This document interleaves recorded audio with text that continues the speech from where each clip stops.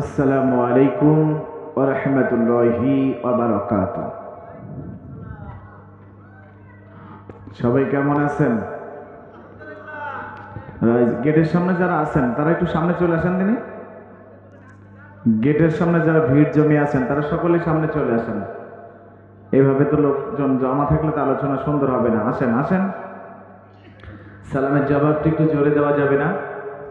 আসসালামু আলাইকুম ওয়া রাহমাতুল্লাহি ওয়া বারাকাতুহু। আলহামদুলিল্লাহ আলহামদুলিল্লাহি নাহমাদুহু ওয়া নাস্তাঈনুহু ওয়া নাস্তাগফিরুহু ওয়া নু'মিনু বিহি ওয়া নাতাওয়াক্কালু আলাইহি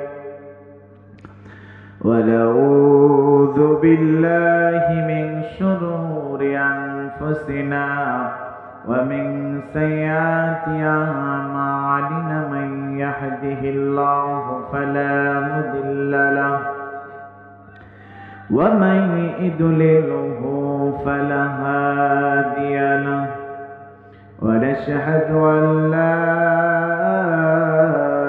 إله إلا الله وأشهد أن محمدا عبده ورسوله أرسله بالحق بشيرا ونذيرا وداعيا إلى الله بإذنه وسراجا وقمرا منيرا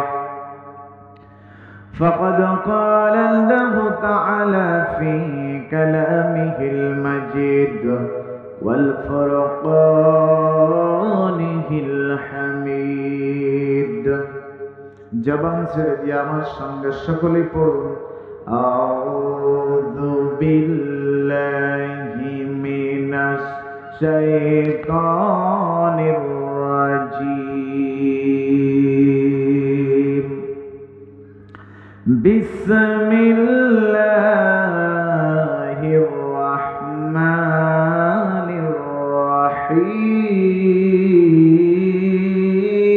الرحيم والسماء ذات البروج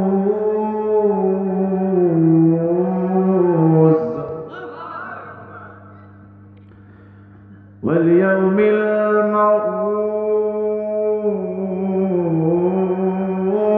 الموعود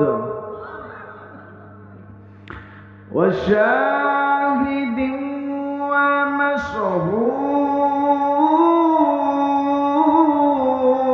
ومشهود قتل أصحاب الأخدود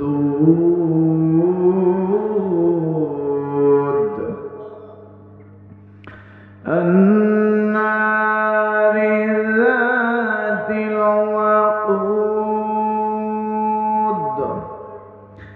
إذ هم عليها قعود وهم على ما يفعلون بالمؤمنين شهود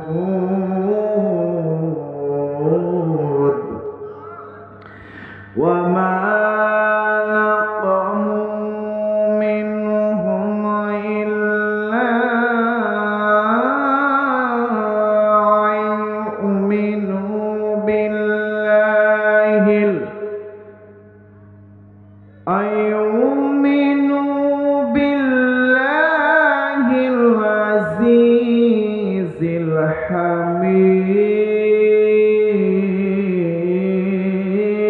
الحميد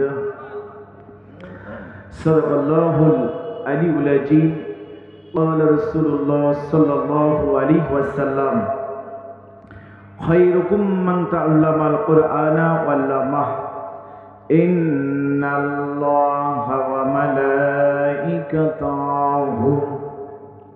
يصلون على النبي يا أيها الذين آمنوا صلوا عليه وسلموا تسليما اللهم صل على سيدنا مولانا محمد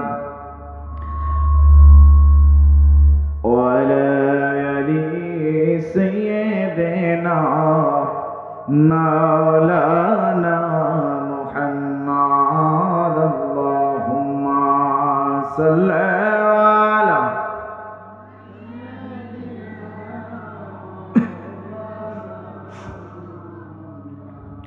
وعلى آل سيدنا مولانا محمد আল্লাহ তুমি মহান তুমি মেহেরবান আল্লাহ তুমি মহান তুমি মেহেরবান তোমার ইশারায় হিমেল হাওয়া মন ছুঁয়ে যায় তোমার ইশারায় হিমেল হাওয়া মন ছুঁয়ে যায় আল্লাহ তুমি মহান তুমি মেহেরবান আল্লাহুম্মা সাল্লি আলা سيدنا مولانا محمد وعلى آل سيدنا مولانا محمد আমার মনটা যদি হইতো প্রবাল হাওয়া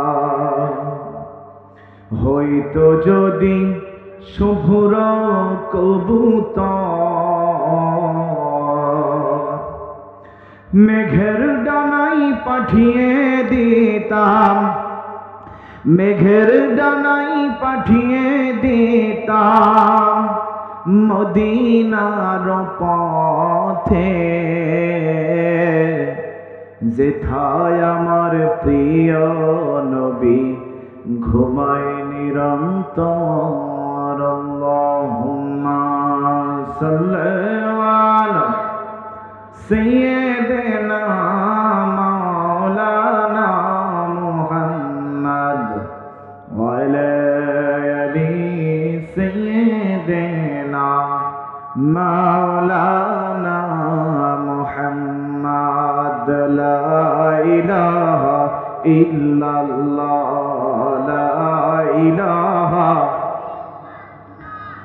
জিকিরের তালে তালে আমরা রাস্তাঘাটে যারা ঘুরে বেড়াচ্ছি দোকানপাটের সামনে যারা আমরা ভিড় জমি আছি তারা সকলেই মাহফিল ময়দানে চলে আসবেন ইনশাআল্লাহ লা ইলাহা ইল্লাল্লাহ লা ইলাহা সুন্দর করে বানালে মানুষের এই দেহ তোমার কাজের কোনই খুঁত পাই না খুঁজে কেহ সুন্দর করে বানালে মানুষের এই দেহ তোমার কাজের কোনই খুঁত পাই না খুঁজে কেহ আল্লাহ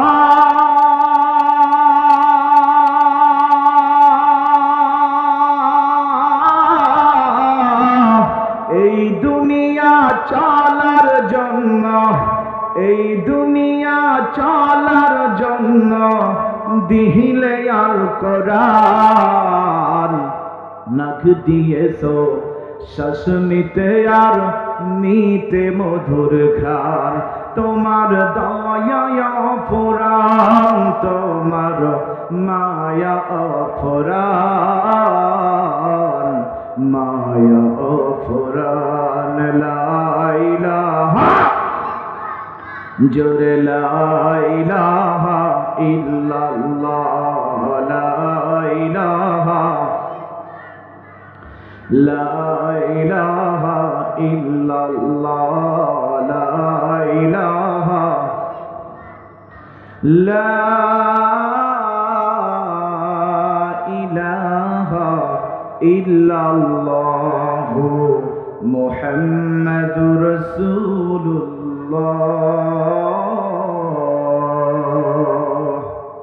সাল্লাল্লাহু আলাইহি ওয়াসাল্লাম। একটু জিকির করবেন না তাড়াতাড়ি, সকলে বসে পড়বেন। রাস্তায় যে সমস্ত স্বেচ্ছাসেবকের দায়িত্ব আছেন সকলকে অনুরোধ করব, বেশি স্বেচ্ছাসেবক থাকা লাগবে না, যারা রাস্তায় আছেন সকলে সামনে আসতে হবে।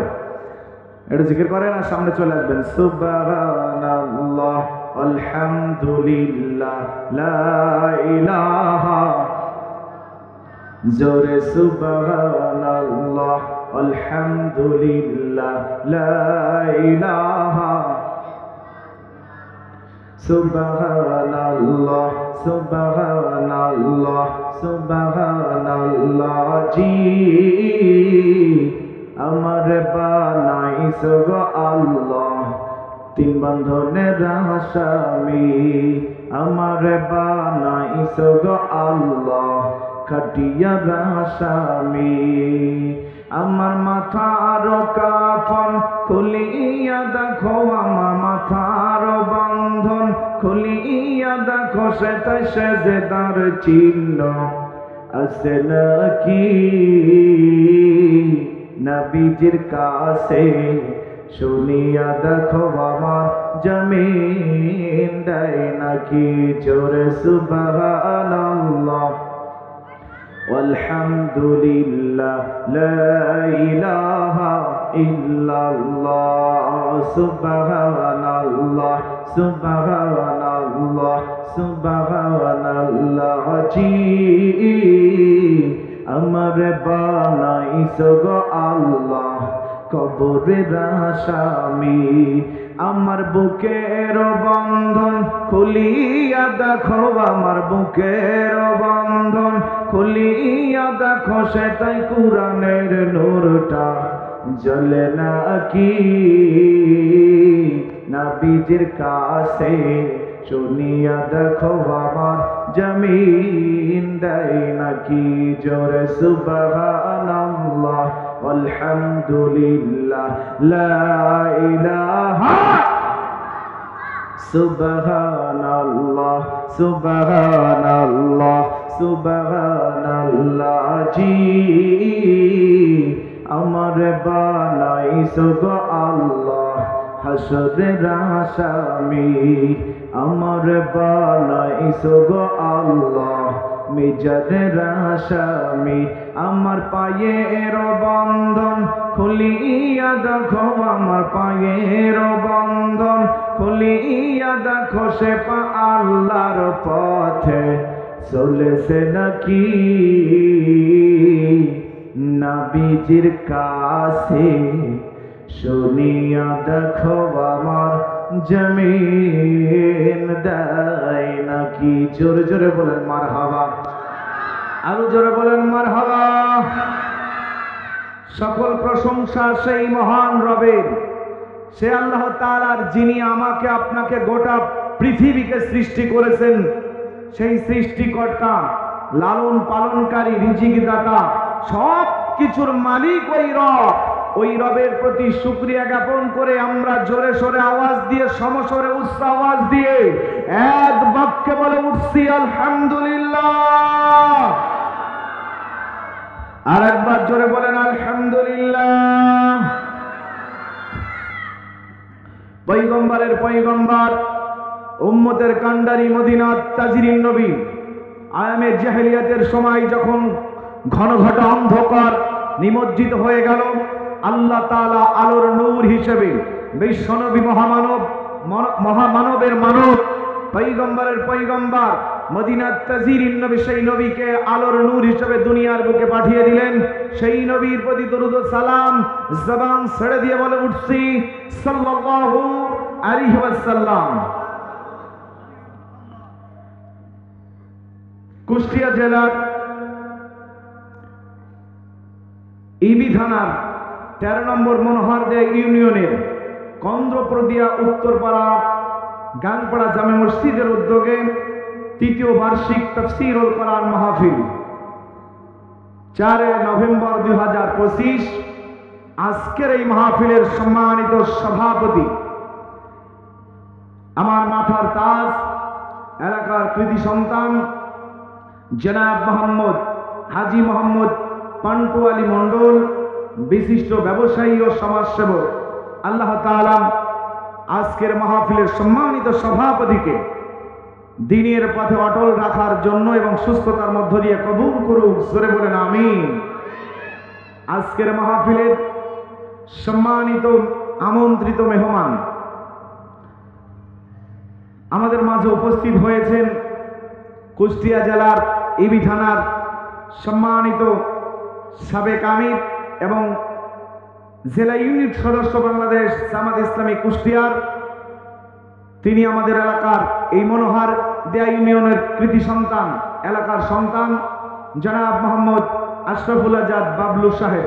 আল্লাহ তাআলা তিনাকে হায়াতে তয়্যবা দান করুক এবং সর্বদা ইসলামের বিজয়ের পতাকা পথ করে উড়িয়ে নিয়ে এদেশের এই ইউনিয়নের এই ইবি থানাকে যেন সফলতার মধ্য দিয়ে আল্লাহ কবুল করেন, জোরে বলেন আমিন। উপস্থিত আছেন আমাদের ইবি থানার সম্মানিত ব্যবসায়িক সভাপতি এবং মনোহরদিয়া ইউনিয়ন বাংলাদেশ জামাত ইসলামের মনোনীত চেয়ারম্যান, নায়েবে আমির, চেয়ারম্যান নবীনী জনাব মোহাম্মদ আমিরুল ইসলাম সাহেব। আল্লাহ তাআলা মনোহরদিয়া ইউনিয়নের নায়েবে আমির হিসেবে, চেয়ারম্যান নবীনী হিসেবে আল্লাহ তাআলা তিনার সুস্থতার মধ্য দিয়ে তার মনের আশা বাসনা পূর্ণ করুক, জোরে বলেন আমিন। আর উপস্থিত আছেন 13 নম্বর মনোহরদিয়া ইউনিয়নের সম্মানিত বাংলাদেশ জামাত ইসলামের 13 নম্বর মনোহরদিয়া ইউনিয়ন আমির জনাব মোহাম্মদ সাইদুল ইসলাম সাহেব। আল্লাহ তাআলা তিনাকেও কবুল আর মঞ্জুর করুক, জোরে জোরে বলেন আমিন। উপস্থিত থাকবেন, কিন্তু উনি অসুস্থ রয়েছেন, সম্মানিত মনোহরদিয়া ইউনিয়নের বাংলাদেশ জামাত ইসলামী সম্মানিত সেক্রেটারি মোহাম্মদ আনোয়ার হোসেন মাস্টার।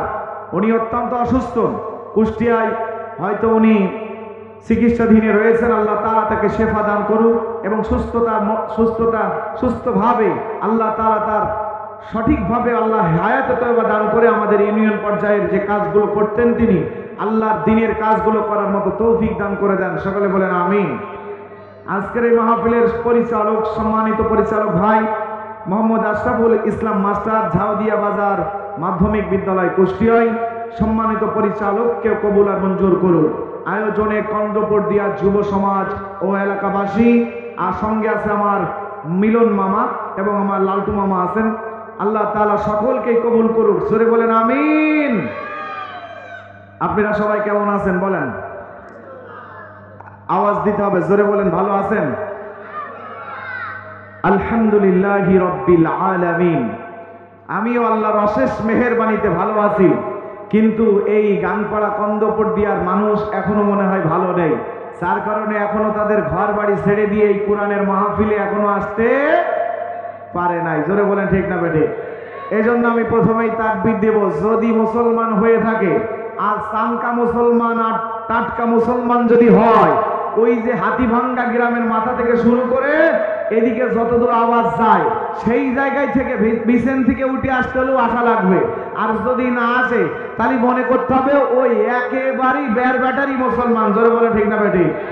আর যারা টাটকা মুসলমান, লেপ খেতা দোকান পাট চার দোকান সব ছেড়ে দিয়ে, সব ফেলে দিয়ে এই কোরআনের মাহফিলে অন্তত পক্ষে আল্লাহ তাকে কবুল করবে, জোরে বলেন আমিন।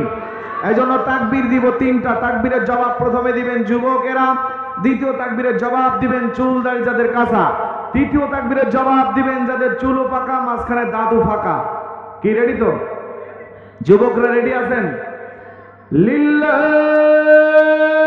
তাকবীর।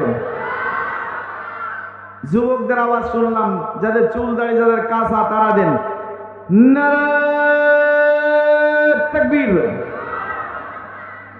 এদের কম হইল নাকি? যাদের দাঁত ফাঁকা চুল ফাঁকা এনাদের তারা আরো কম হবে না। এই জন্য সকলে মিলে একসাথে দুই হাত উঁচু করে দিয়ে যে যেখানে আছে সেও এখানে তাকবীরে জবাব দেবেন নাকি কন? রাস্তা থেকে দৌড়ে, বাড়ির থেকে, বিছানা থেকে, ঘুমের থেকে উঠে সবাই চলে আসবে এই মাহফিলের ময়দানে। দুটি হাত উঁচু করে দিয়ে তাকবীর দেন, লিল্লাহু তাকবীর, নারায়ে তাকবীর, লিল্লাহু তাকবীর। আল কোরআনের আলো। এই ঘরে জ্বালাবেন কেন? এই ঘরে জ্বালানোর কথা এখন আর বলা যাবে? হ্যাঁ, ঘরে জ্বালানোর কথা আর বলবেন না, ঠিক তো? আল কোরআনের আলো, আল হাদিসের আলো, আমার নেতা তোমার নেতা, আমার নেতা তোমার নেতা, দুনিয়ার মুসলিম, দুনিয়ার মুসলিম, আলেম ওলামা যেখানে, আলেম ওলামা যেখানে, দিনের মানুষ যেখানে, শয়তান আছে যেখানে, ইসলামের শত্রুরা, ইসলামের বন্ধুরা, হ্যাঁ তালে মেরেছে, গিটারের তার কেটে গিয়েছে নাকি? যাই হোক, আমরা ইসলামের শত্রুদেরকে হুঁশিয়ার করেছি, ইসলামের বন্ধুদেরকে হুঁশিয়ার করি নাই। কারণ ইসলামের বন্ধুরা আমাদের বন্ধু, আর যারা শত্রু তারাও যদি আমাদের কাছে আসে, ইসলামের দাওয়াতের ছায়াতলে, কোরআনের দিনের পথে আসে, তাদেরকে আমরা বুকে টেনে নেবো। জোরে বলে ঠিক না বেটি? জোরে আওয়াজ দিতে হবে। আল্লাহর কোরআনকে জোরে আমরা ভালোবাসি তো ভাই? জোরে বলেন ভালোবাসি। কোরআনের জন্য জীবন যদি দিতে হয়, দিতে রাজি আছেন? ইসলামকে বিজয় করতে চাই, ইসলামের জন্য জীবন দিতে চাই। ফাঁসির কাস্টে শহীদ আল্লামা দেলোয়ার হোসেন সৈয়দী রাহিমাহুল্লাহ যখন জীবন দিতে দ্বিধাবোধ করে নাই, তার আগের নেতারাও যখন জীবন দিতে দ্বিধাবোধ করে নাই, গোটা বাংলাদেশের বুকে ইসলামের সৈনিকেরা ইসলামের জন্য জীবন দিতে রাজি। কারা কারা তুমি হাত উঁচু করে দাও? সকলেই আমরা রাজি নাকি? এই হাতের মধ্যে তো কোনো ভেজাল নেই। ভেজাল আছে নাকি? এই হাতের কথা আল্লাহ তাআলা সব জানে, এই হৃদয়ের কথাও কে জানে? তাহলে এই হৃদয়ের কথা যদি আল্লাহ জানে, এই বুড়ি আঙুলের ছাপও যেন মিথ্যা না হয়। জোরে বলে ঠিক না বেঠি? আওয়াজ দিতে হবে সঠিক কায়দায়, সঠিক রাস্তায় থাকতে হবে। জোরে বলে ঠিক না বেঠি? আমি সূরা আল বুরুজের মাত্র কয়েকটি আয়াত তেলাওয়াত করেছি, এখান থেকে আপনাদের আলোচনা শোনাবো ইনশাআল্লাহ। তারপরেও আজকে যে লোক রয়েছে, আমি মনে করছিলাম আমার শরীরে পড়ছে ঠান্ডা, গায়ে দিয়ে আসলাম জামা গরমের, আর লোকজন সামনে এসে দেখবো গরমে, কিন্তু এখানে এসে দেখছি সব ঠান্ডা। এই বাড়ির থেকে তুলে আনা লাগবে, ঠিক না বেঠি? হ্যাঁ, আসলে আমাদের প্রতি এখন এক শ্রেণীর মানুষ হিংসা করছে। কি করছে? যে কোরআনের মাহফিল ওরা দেখছে, ওরাই থাক। আসলে এখানে কোরআনের মাহফিল কারো একজনের জন্য নাকি ভাই? যদি কোনো দলের মানুষ অন্য দলের লোক মারা যায়, তাহলে কি ওরাই জানাজা পড়ায় না হুজুর লাগে? এই জোরে কোন হুজুর লাগে কিনা? তখন হুজুর চরমোনা কি জামাত কি অন্য ফুরফুরা কি আজান গাছে রাখে না? জোরে বলেন ঠিক না বেটে? ইমাম সাহেব বলে রাখ দিয়ে কই জানাজা পড়া। জোরে বলেন ঠিক না বেটে?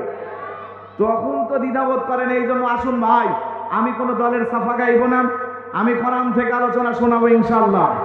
আর যেহেতু আমি এই ইউনিয়নের ছেলে, এই মনোহারদা ইউনিয়নের ছেলে, এই কোরআনের মাহফিল করাতে যদি আমার বন্ধুরা যদি আমার বন্ধুত্ব দেখায়, উৎসাহ দিয়ে গোটা বাংলাদেশে কোরআনের কথা বলার সুযোগ করে দেয়, তাহলে তারা আমার বন্ধু, তারা আমার ভাই। আর যদি নিজের ইউনিয়নের মানুষ আমার শত্রুতা করে, হিংসা করে, আমার উৎসাহ দিয়ে যদি উপরে না তোলে, তার জন্য আমি দোয়া করবো, সেও আমার ভাই, সে আমার বন্ধু। জোরে করে ঠিক না বেটে? এরপরেও যখন সোজা হবে না, তখন কি আর আমি তাদের আশায় থাকবো ভাই? হ্যাঁ, জোরে বলেন থাকবো? কোরআনের দাওয়াতের জন্য কে শত্রু হবে, কে আমার মারবে, কে হত্যা করবে, কে ফাঁসিতে ঝোলাবে, কে আমার গুম করে দেবে, তাকে পর্যন্ত আমি দ্বিধা করি না। জোরে বলে ঠিক না বেঠে? এই জন্য মুসলমান ভাইয়ের আমার, আমি কোরআন থেকে কথা শোনাবো, এই জন্য সকলে চলে আসুন, কোরআনের আলোচনা শুনবো ইনশাআল্লাহ। আমার সাথে জোরে বলুন বিসমিল্লাহির রহমানির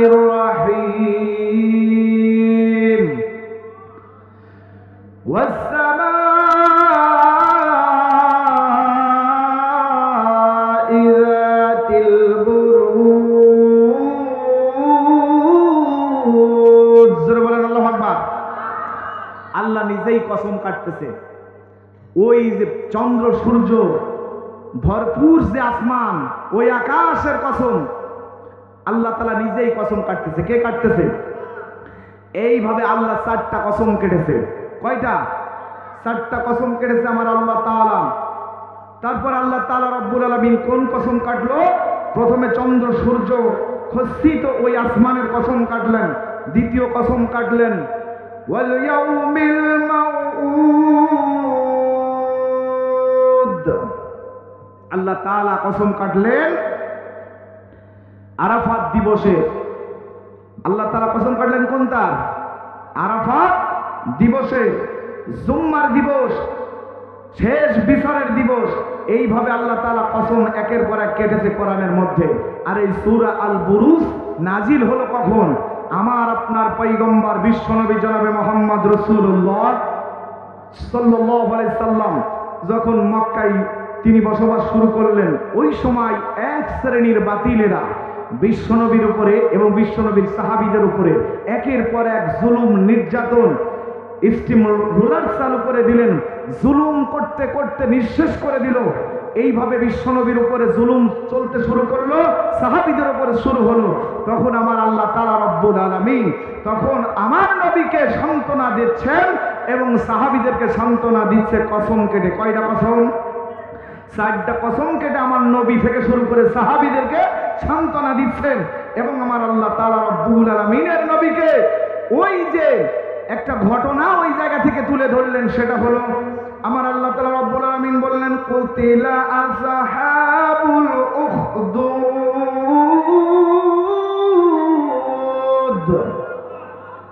আমার আল্লাহ তাআলা রব্বুল আলামিন বিশ্ব নবীকে এবং সাহাবীদেরকে বোঝাচ্ছেন, সান্ত্বনা দিচ্ছেন, নবী হে, ও আমার নবীর সাহাবীরা, আমার বান্দারা শোনো, বিশ্ব নবীর উপরে তোমরা যে জুলুম তোমরা দেখতেছ, তোমরা নিজেরাই যে জুলুমের শিকার হয়েছ, এর চাইতেও কঠিন জুলুম হয়েছিল আসহাবে উখদুদের গর্ত আলাদের। আসহাবে উখদুদের গর্ত আলাদের উপরে এর চাইতে কঠিন আযাব আর কঠিন শাস্তি হয়েছিল, কঠিন জুলুম হয়েছিল। সেই ঘটনা আমার আল্লাহ তাআলা রব্বুল আলামিন এই কোরআনের মধ্যে সূরা আল বুরুজ তখন বিশ্বনবীর উপরে নাজিল হলো, যখন এই নির্যাতন শুরু হলো। জোরে বলেন আল্লাহু আকবার। তাহলে আমাদের উপরে ওর জুলুম আছে না নাই? আমরা যারা ইসলামী দল করি, এখন এক শ্রেণীর মিয়া ভাইদের কাছে আমরা বিরাট বড় শত্রু। জোরে বলেন ঠিক না বেঠিক? হ্যাঁ, আমাদের মিয়া ভাইরা বলে যে হুজুর ওয়াজ করবে করুক, হুজুর আবার ইসলামী দল করার দরকার ডাকে। এরাও আছে না নাই? এরাম পাইন সমার্কা হুজুরও কিছু আছে, ওদের সাথে যোগ দিয়েছে। জোরে বলে ঠিক না বেঠিক? এই পাইন সমার্কা হুজুর ওদের সাথে যোগ দিয়ে ওরা নির্ভেজাল কায়দায় ছাড়তে চাচ্ছে। ঠিক না বেঠিক? এই নির্ভেজাল লোক কি আল্লাহ ছাড় দেবে? জোরে বলেন ছাড় দেবে? ও মুমিন মুসলমান ভাইরা আমার আল্লাহ তাআলা রব্বুল আলামিন যখন বিশ্ব নবীর উপরে কসম করে এই ঘটনাগুলো খুলে বললেন, আমার আল্লাহর নবী তখন সাহাবীদেরকে ঘটনা খুলে বলল, আসহাবে উখদুদের ওই গর্তওয়ালাদের ঘটনা। মুসলমান শুনে নাম, ওই জামানায় কেমন করে বিশ্ব নবীর সাহাবীদের থেকেও, বিশ্ব নবীর জুলুমের থেকেও বহু বড় কঠিন জুলুম হয়েছিল, অত্যাচার হয়েছিল। তখন আমার আল্লাহ কোরআন থেকে ঘোষণা দিয়ে ওনাদের সামনে সান্ত্বনা দিয়ে বুঝিয়ে দিচ্ছেন, তুলে ধরলেন। আর সেই ঘটনাটা হলো আল্লাহর নবী হযরত ঈসা আলাইহিস সালামের জামানার ঘটনা। ঈসা আলাইহিস সালামের জামানায় ওই সময় একজন জালিম বাদশা ছিল। ওই জালিম বাদশার নাম হলো ইউসুফ জুনাওয়াজ। জালিম বাদশার নাম বললাম কি? ইউসুফ জুনাওয়াজ। ইউসুফ জুনাওয়াজ বাড়িতে তার রাজপ্রাসাদে একটা জাদুকর বসতো।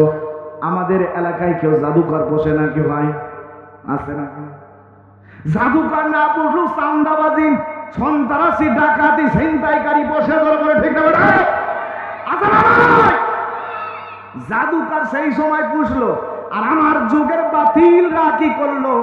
ওই জালিম শাসকের দলের লোকেরা ওরা তখন কি করলো? সাদাবাজি, দুর্নীতিবাজি, সন্ত্রাস, চোর, ডাকাত, বাটপার এদেরকে পোষ মানায় এদের হাতে রাখলো। জোরে বলেন ঠিক না বেঠিক? ইউসুফ জুনাওয়াজ বলতেছেন ওই জাদুকরকে, ও জাদুকর, আমার সিয়ার আমি জীবনও হারাতে চাই না। আমার সিয়ার সারা জীবন যেন আমি যেন দখল করে রাখতে পারি এমন একটা ব্যবস্থা করবা, আর এমন জাদু করবা। জাদুকর তখন বলতেছেন, বাদশা ইউসুফ জনাব শুনে নেন, আমার তো বয়স হয়ে গেছে, আমার তো বহু বয়স হয়ে গেল, আমার শেষ প্রান্তরে আমার মনে হয় কখন আমার মৃত্যুর ঘন্টা বেজে যাবে। এই জন্য তোমার কাছে আমি একটি দাবি করব। সেই দাবিটা হলো, আমার কাছে একটা এই কর্মের মধ্য থেকে একটা বালককে এনে দাও। কয়টা বালক? একটা বালককে এনে দাও। তাহলে ওই বালকটা আমার কাছে আসলে আমি যখন তখন মারা যেতে পারি, ওই বালককে জাদুগুলো শিখায় দেব। জাদু শিখার কারণে আমি মারা গেল, ওই বালক জাদু করে আপনার চেয়ারটাকে ঠিক রাখবেন, আপনার গদি ঠিক রাখবে, আপনার মসনাদ ঠিক রাখবে, আপনার রাজপ্রাসাদ ঠিক রাখবে। এই জন্য বাদশা, ওই জালিম বাদশা ইউসুফ জুলাইজ বলল, তার সেনাবাহিনীদেরকে বলে দিল, একটা যুবককে নিয়ে এসো, একটা বালককে নিয়ে এসো। বালকটাকে আনা হলো, তার দরবারে আনা হলে ওই জাদুকরের সামনে দেওয়া হলো। ওই বালককে বলল, বালক তুমি আমার এই জাদুকরের কাছ থেকে জাদু শিখবা। জাদু শিখার পরে আমার চেয়ার যেন কোনোদিন হারায় না, আমার চেয়ার যেন কেউ কেড়ে নিতে পারে না। এই কায়দা করে জাদু শিখতে বলতেছে। আসলে চেয়ার রাখার মালিক কে? চেয়ার থেকে নামানোর মালিক কে? ওই জাদুকর না, এখনকার সন্ত্রাস না, এখনকার চাঁদাবাজ না, এখনকার ডাকাতরা না, এখনকার দুর্নীতিবাজ না। এরা চেয়ার ধরে রাখতে পারবে না? হ্যাঁ, পারবে না।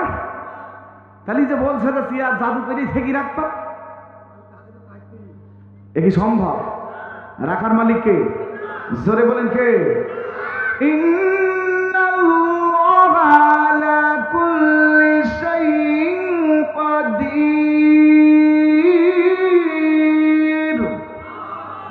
সার্বভৌম ক্ষমতার মালিক একমাত্র আল্লাহ। আলহামদুলিল্লাহি রাব্বিল আলামিন। যিনি বিচার দিনের মালিক, যিনি সব কিছুর মালিক, সেই রব এই চেয়ারে বসাতে পারেন, আবার নামাতেও পারেন। জোরে বলেন ঠিক না বেঠিক? ওয়া তুইজ্জু মান তাশা ওয়া তুজিল্লু মান তাশা।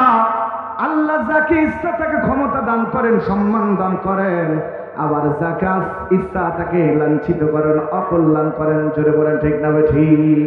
তাহলে ইউসুফ জনাওয়াজ কি জাদু করে তার চেয়ার ঠিক রাখতে পারবে নাকি ভাই? আমরা পারবো নাকি আমাদের চেয়ার ঠিক রাখতে?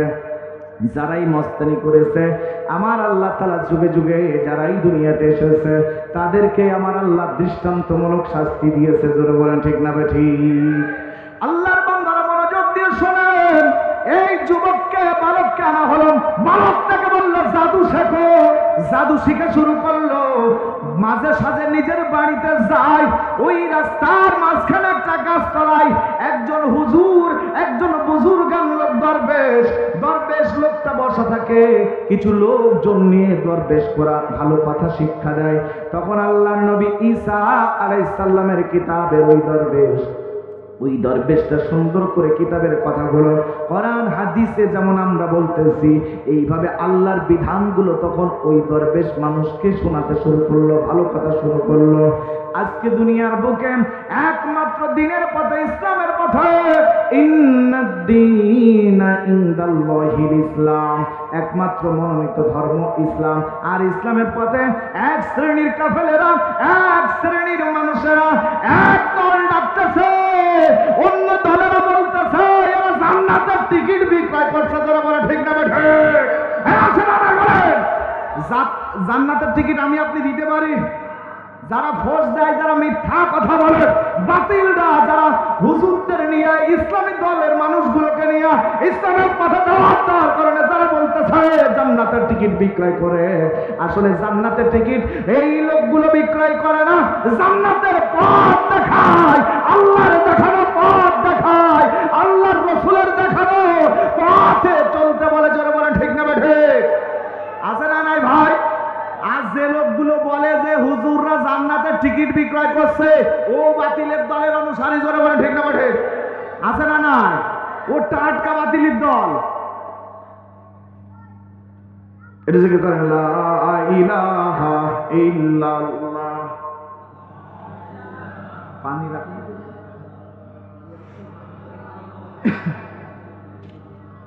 লা ইলাহা ইল্লাল্লাহ, লা ইলাহা, লা ইলাহা ইল্লাল্লাহু মুহাম্মাদুর রাসূলুল্লাহ সাল্লাল্লাহু আলাইহি ওয়াসাল্লাম। তাহলে বালক মাঝে সাঝে কোন দিকে যায়? নিজের বাড়িতে যায়। এই ঘটনা কে বলছে? তার নবীকে সান্ত্বনা দিয়ে এবং সাহাবীদেরকে সান্ত্বনা দিয়ে আমার আল্লাহ নিজেই আমার নবীকে বলে দিচ্ছে ঘটনাটা। আসহাবে উহুদের গর্তের ঘটনা। এই জায়গায় 20,000 ঈমানদার মৃত্যুবরণ করেন। কয় হাজার? এই 20,000 মারা যায়। কারণটা কি আর কার কারণে মারা গেল শেষ পর্যন্ত আমি ইনশাল্লাহ আপনাদের মাঝে আজকে আলোচনা করব। যারা এখনো বাইরে আছেন, বাড়িতে আছেন, তারা আসুন, দ্রুত চলে আসুন। এই মাহফিলটা আজকে মনোযোগ দিয়ে নতুন নতুন কথাগুলো আজকে আপনারা শুনে যাবেন ইনশাআল্লাহ। মুসলমান ভাইয়েরা আমার, আল্লাহর বান্দারা মনোযোগ দিয়ে শুনবেন। পর্দার আড়ালের মা ফাতেমা রাবিয়া কুলসুমার অনুসারীরা শুনে নেন। এই বাচ্চাটাতে যায় মাঝে সাঝে বাড়ির দিকে যায়, দরবেশের সামনে কিছু মানুষ ভালো কথা শোনে। ওই দরবেশগুলো বলে, দরবেশ তার ভালো কথা শুনে ছোট্ট বালকটার মনের মধ্যে একটু ভালো লাগলো, বলে জাদুকরের জাদু তো শিখলাম। দরবেশ যেগুলো কথা বলে এই কথাগুলো তো শুনে আমার খুব ভালো লাগে। এমন একদিন দরবেশের কাছে ওই বালক চলে গেল। বালকটা যে বলতেছে, দরবেশ আপনি যতগুলো কথা বলেন আপনার কথাগুলো শুনে তো আমার খুব ভালো লাগে, এই জন্য আপনার কাছে আমি বায়াত গ্রহণ করতে চাই, আপনি আপনার দলভুক্ত আমারে বানায় নেন। জোরে জোরে বলেন সুবহানাল্লাহ। দ্বীনের কথা শুনতে কি ভালো লাগে না ভাই? তাহলে এই ইসলামী দলের মানুষগুলো যখন দ্বীনের দাওয়াত দেয় তখন কেউ কয় না কে তুমি এরকম দ্বীনের রাস্তায় চলবা না, তুমি এই কুসর চুরি করবা, ওই বেগুন চুরি করবা, এই সিম চুরি করবা, এই ভাঙড়ি ভুংড়ি চুরি করে আমার দলে আসবা, তাহলে তোমার আমি বিরাট একটা চেয়ার দেবো, এমন কোনো কথা কয় নাকি? সরে কান ইরা বলে কি 5 ওয়াক্ত নামাজ পড়তে হবে, কি করতে হবে? রোজা করতে হবে, হজ করার মতো সামর্থ্য থাকলে হজ করতে হবে, যাকাত দেওয়ার মতো সামর্থ্য থাকলে যাকাত দিতে হবে, জিহাদ ফি সাবিলিল্লাহ। এই দুনিয়ার বুকে, গোটা বাংলাদেশের বুকে, সংসদ ভবনে দ্বীনকে প্রতিষ্ঠিত করার জন্য জিহাদ ফি সাবিলিল্লাহ করতে হবে। চলো বলে ঠিক না বেঠিক? এটা কি খারাপ কথা কয় ভাই? হ্যাঁ, এটা ছেড়ে দিতে কয়? এটার জন্য জীবনে আমার আপনাকে ঝুঁকি নিতে হবে। জোরে বলে ঠিক না বেঠিক?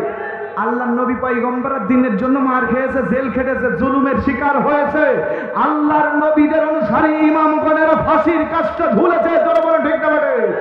তারা কখনো বাতিলের ভয় করে না, তারা কখনো বাতিলদের ভয় করে নাই, করবে না, আমরাও করবো না। জোরে বলে ঠিক না বেঠিক?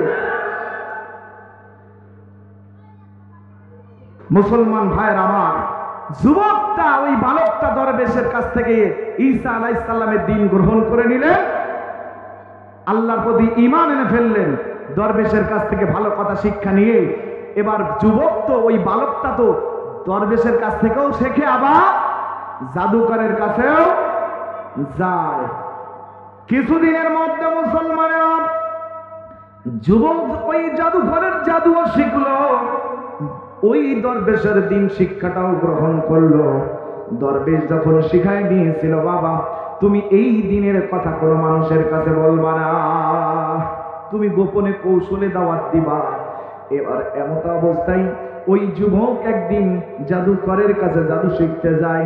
হঠাৎ করে দেখে ওই রাজপ্রাসাদের সামনে শত শত মানুষ চারিদিকে ঘেরোয়া করে রেখেছে, কোনো ফাঁকা নাই, মাঝখানে একটা ভয়ঙ্কর জন্তু, কিতাবের মধ্যে আসতে বাঘ হতে পারে, সিংহ হতে পারে, এই সমস্ত জন্তু মানুষের দিকে লাফায়া লাফায়া আসতে লাগলো। চারিদিক থেকে ঘিরে রাখা হয়েছে।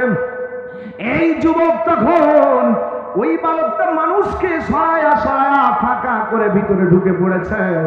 আর ওই বালকটা বলতেছে, ওই মালিকের দিকে তাকায়, মালিক আসমানের দিকে তাকায়, ওই আসমানের দিকে তাকায় ওই যুবক ওই বালক বলল, মালিক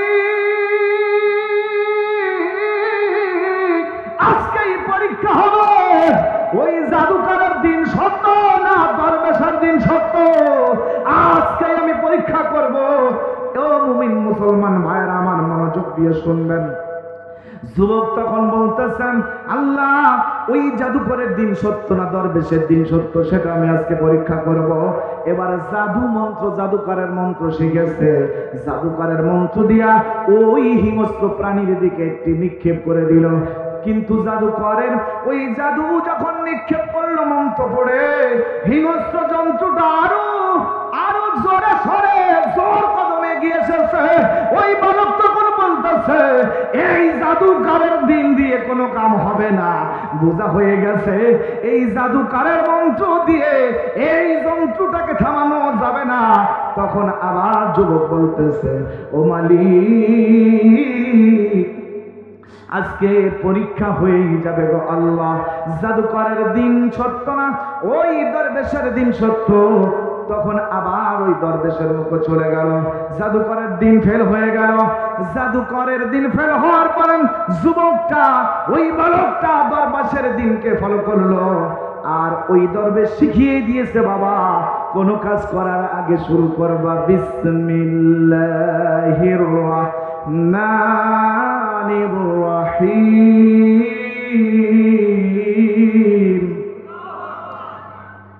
এই শিক্ষা আমাদেরও দেওয়া হয় না কোনো ভালো কাজ করার আগে? তাই বলে একদম কিল মারার সময় কি বিসমিল্লাহ বলতে হবে না? ভালো কাজ করার সময় বিসমিল্লাহ। হ্যাঁ, বাতিলকে উৎখাত করার জন্য আল্লাহু আকবার ধ্বনি দিতে হবে। জোরে বলেন ঠিক না বেঠে? হ্যাঁ জোরে বলেন ঠিক না বেঠে? যেই ওমর আল্লাহু আকবার ধ্বনি দিলে শয়তান তার সামনেই আসতো না। আমরাও সেই তাকবীর দিয়েই বসান দেবো। জোরে বলেন ঠিক না বেঠে? হ্যাঁ রাজি আছেন তো ভাই? রাজি আছেন তো? আল্লাহু আকবার বলতে হবে। কি বলতে হবে?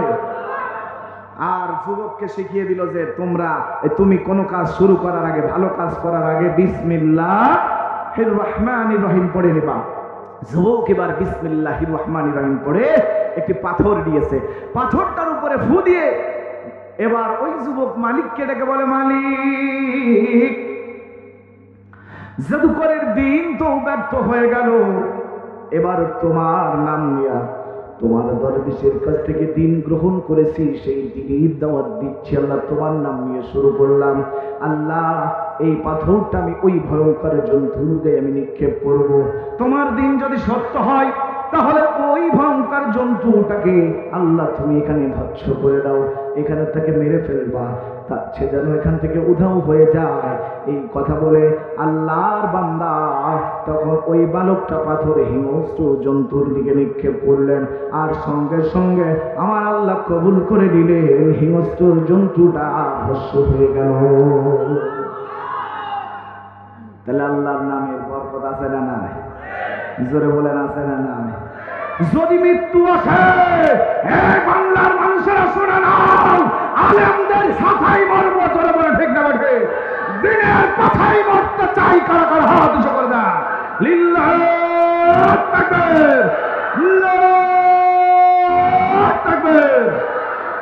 দিনের জন্য জীবন দিতে চাই। এই দিনকে প্রতিষ্ঠিত করার জন্য বাংলার মসনদে একবার দিনকে প্রতিষ্ঠিত করতে চাই। জোরে বলে ঠিক না বেঠে? নাঙল দিয়ে ওই চষা হয়েছে, ওই জমিতে ধান বোনা হয়েছে, ওই ধান নৌকায় আনা হয়েছে, তারপরে নিয়ে যে দাড়িতে মেপে আপনার বাড়িতে দেখা লাগবে কতটুকু ধান আপনি মাঠের থেকে চাষ করে বাড়িতে আনলেন। এর জন্য দাড়ি পাল্লায় ওজন করা লাগবে। জোরে বলে ঠিক না বেঠে? আচ্ছা বলেন না ঠিক না বেঠে? দাড়ি পাল্লায় ওজন করে সঠিক মাপ নিতে চান কারা কারা দেখান হাত উঁচু করে? সবাই রাজি আছেন? এই তাকবীর দেওয়া লোক মাঝে সাথে মধ্যে নেই? তা কই আপনারা পান আছেন? আরে মাইকের আওয়াজ, আমার এই মনিটর আওয়াজ ক্লিয়ার দাও আমার ভাই। এটা জিকির করেন লা ইলাহা মানে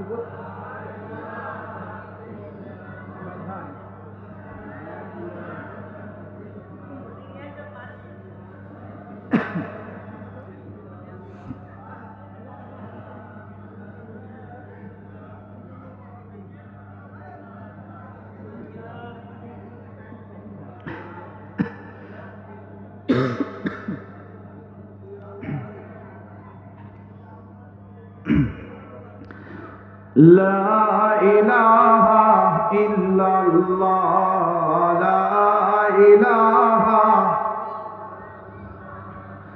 লা ইলাহা ইল্লাল্লাহ, লা ইলাহা,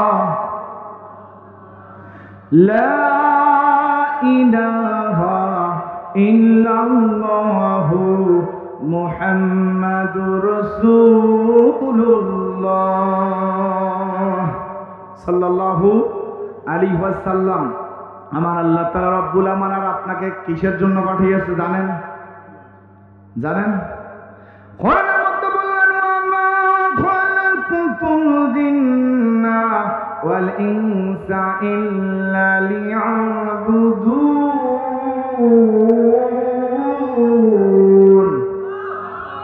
জিন এবং মানব জাতিকে আমার আল্লাহ তার ইবাদত বন্দেগী, তার সত্য গোলামি প্রার্থনা করার জন্য পাঠিয়েছে।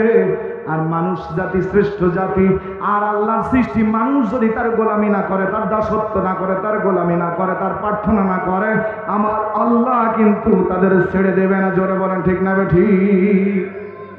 তাহলে যুবক পাথর নিক্ষেপ করার পরে জন্তু কি হয়ে গেল? শেষ হয়ে গেছে। তার মানে ওখানে আর পশুটা নাই। তাহলে ক্ষমতা কার? জোরে বলেন ক্ষমতা কার? ও মুমিন মুসলমান, কুষ্টিয়া জেলার মানুষেরা, ইবি থানার মনোহর দিয়া কন্দ পর্দিয়ার যুবকেরা, বৃদ্ধরা, পর্দার আড়ালের মা বোনেরা মনোযোগ দিয়ে শুনবেন। এইবার যুবকটা যখন এই কাজ করেছে, সারা এলাকায় তার সুনাম ছড়িয়ে পড়েছে। জোরে জোরে বলেন আল্লাহু আকবার। তদ্রুপ ভাবে বাংলার জমিতে, বাংলাদেশের ভূমিতে শহীদ আল্লামা দেলোয়ার হোসেন সাইদি রাহিমাতুল্লাহর প্রশংসা যখন বাংলার আনাচিকানা থেকে শুরু করে গোটা বিশ্বের মধ্যে ছড়িয়ে পড়ল, তখন নাস্তিকবাদীরা, বাতিলেরা তার উপরে চড়ে বসলো। ঠিক না বেঠে? তাকে বন্দি করলো, তাকে কষ্ট দিল, তার থেকে জেলের মধ্যে রেখে তাকে অফার দিল, ও সাইদি সাহেব, খালি আমাদের দলে আসেন, আপনার নেতা বানিয়ে দেব, আপনার টাকা লাগবে কত সব আপনারা দেব। শহীদ আল্লামা দেলোয়ার হোসেন সাইদি রাহিমাতুল্লাহ বলল, এই বাতিলের দলেরা, আমি সাইদি সাহেব এই দুনিয়ার বুকে পাতি শিয়ালের মতো 100 বছর বাঁচতে চাই না, 1 ঘন্টা সিংহের মতো মরতে চাই। জোরে বলেন আল্লাহু আকবার।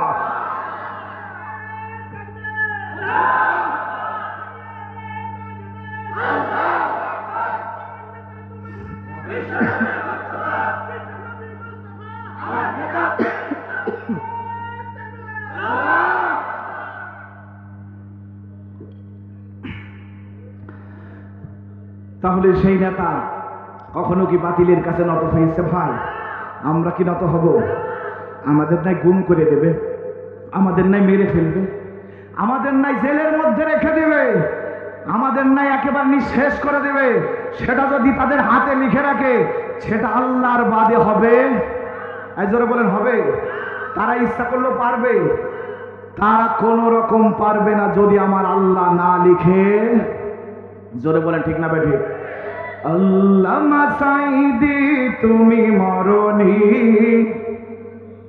শহীদ হয়েছ তুমি এটাই জানি, শহীদ হয়েছ তুমি এটাই জানি। আল্লামা সাইদি তুমি মরনি, শহীদ হয়েছ তুমি এটাই জানি। কারাগারে কাটালাম 13টি বছর, বাতিলকে পেছে তোমায় দেখে থর থর। তুমি যে ছিলে মোদের নয়নে মনি, শহীদ হয়েছ তুমি এটাই জানি, শহীদ হয়েছ তুমি এটাই জানি। আল্লামা সাইদি তুমি মরনি, শহীদ হয়েছ তুমি এটাই জানি। জোরে, শহীদ হয়েছ তুমি এটাই জানি। দেহ মাঝে যতদিন ছিল তব প্রাণ, বলেছিলে তুমি সেই প্রভুর কালাম, তাই তো ভাবি তোমার প্রতিদিনই। শহীদ হয়েছ তুমি এটাই জানি, শহীদ হয়েছ তুমি এটাই জানি। আল্লামা সাঈদী তুমি মরনি, শহীদ হয়েছ তুমি এটাই জানি। দেখা তো হবে না আর এই জীবনে, দেখা হবে জান্নাত ফুল বাগানে। দেখা তো হবে না আর এই জীবনে, দেখা হবে জান্নাত ফুল বাগানে। এই আশা কবুল করো আল্লাহ তুমি, শহীদ হয়েছ তুমি এটাই জানি, শহীদ হয়েছ তুমি এটাই জানি। আল্লামা সাঈদী তুমি মরনি, শহীদ হয়েছ তুমি এটাই জানি। জোরে জোরে বলেন মারহাবা। এটা জিকির করেন লা ইলাহা ইল্লাল্লাহ, লা ইলাহা।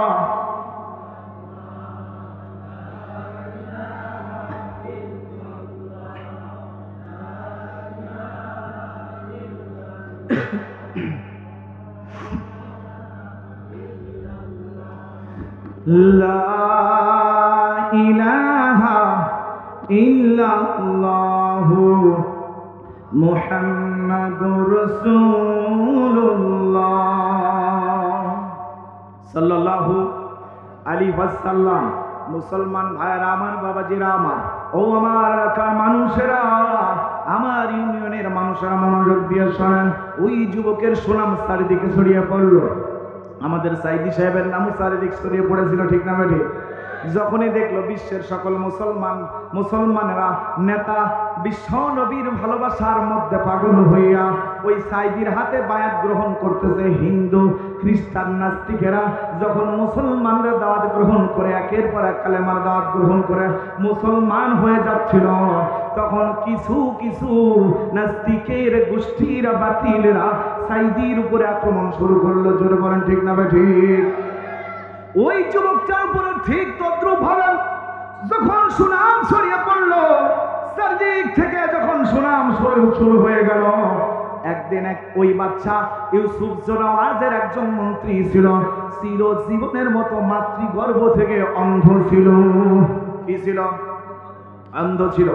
অন্ধ যখন শুনতে পেরেছে একটা যুবক জাদু করে মন্ত্র পড়ে, কি মন্ত্র পড়লো, সেই মন্ত্র দিয়ে যদি কোনো রোগীকে দেখে দেয় সে রোগী নাকি ভালো হয়ে যায়।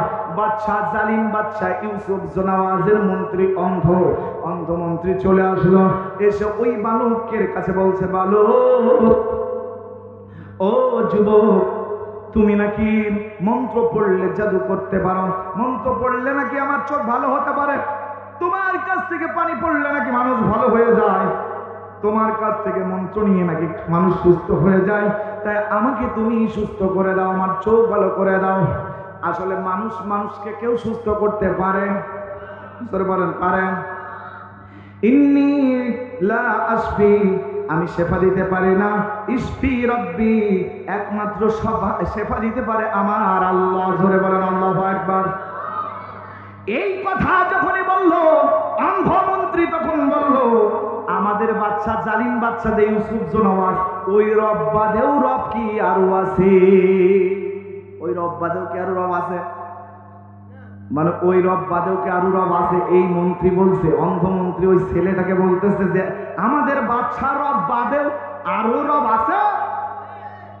এই বাচ্চা তখন বলল, রব্বি ওয়া রব্বুকা আল্লাহ। যে রব তোমার বাচ্চা রবের রব সে আল্লাহ, আমার তোমার সকলের রব ওই আল্লাহ, ওই রব ছাড়া পৃথিবীর বুকে কেউ রব নয়। আল্লাহ আমার রব, রবি আমার সব, আল্লাহ আমার রব, ওই রবি আমার সব। দমে দমে তনু মনে তার হই অনুভব। আল্লাহ আমার রব, ওই রবি আমার সব। জোরে জোরে বলেন মারহাবা। যুবক যখন বলল যে রবের রব ওই যে আল্লাহ, তার মানে তুমি বাদশাকে যে রব বলতেছো, তোমার বাদশা রবের আল্লাহ আমার আছে, তিনি তো মহান রব, তিনি হলো সবকিছুর মালিক। এই কথা বললে ওই যুবক বলল, ও অন্ধমন্ত্রী শুনে না, যদি তোমার চোখ ভালো করতে চাও তাহলে ওই আল্লাহর প্রতি ঈমান আনো, ওই রবের প্রতি ঈমান আনো। আর আমি তোমার তারপরে আমি তোমাকে দোয়া পড়ে দিব, কারণ আমি তো সারার মালিক নয়, শেফা দেওয়ার মালিক নয়, যিনি শেফা দেবে সেই রবের প্রতি তুমি ঈমান আনো। তখন ওই অন্ধমন্ত্রীটা তখন উনি ঈমান আনতে শুরু করলো এবং বলল যে আল্লাহ, তুমি যদি আসলে আমাদের রব হও, এই যুবকের কথা শুনে আমি তোমার প্রতি ঈমান আনলাম। জোরে বলেন আল্লাহু আকবার। এবার ওই ছেলেটাকে বলছে, ওই যে অন্ধমন্ত্রী বলল, ও যুবক, ও বালক, তাহলে আমার চোখটা এবার তুমি ভালো করে দাও, দোয়া পড়ো। উনি এবার শুরু করলো, আল্লাহর নাম নিয়ে শুরু করলো, চোখের উপরে হাতটা দিয়া, বিসমিল্লাহির রাহমানির রহিম। রব, তোমার নাম নিয়ে আমি এই লোকটার চোখের উপরে হাত দিলাম। ইলান নূর, তোমার নূর এই অন্ধ লোকটার দান করে দাও। জোরে বলেন সুবহানাল্লাহ। আল্লাহ পারবে কিনা বলেন ভাই? আল্লাহ কি পারে না? পারে না?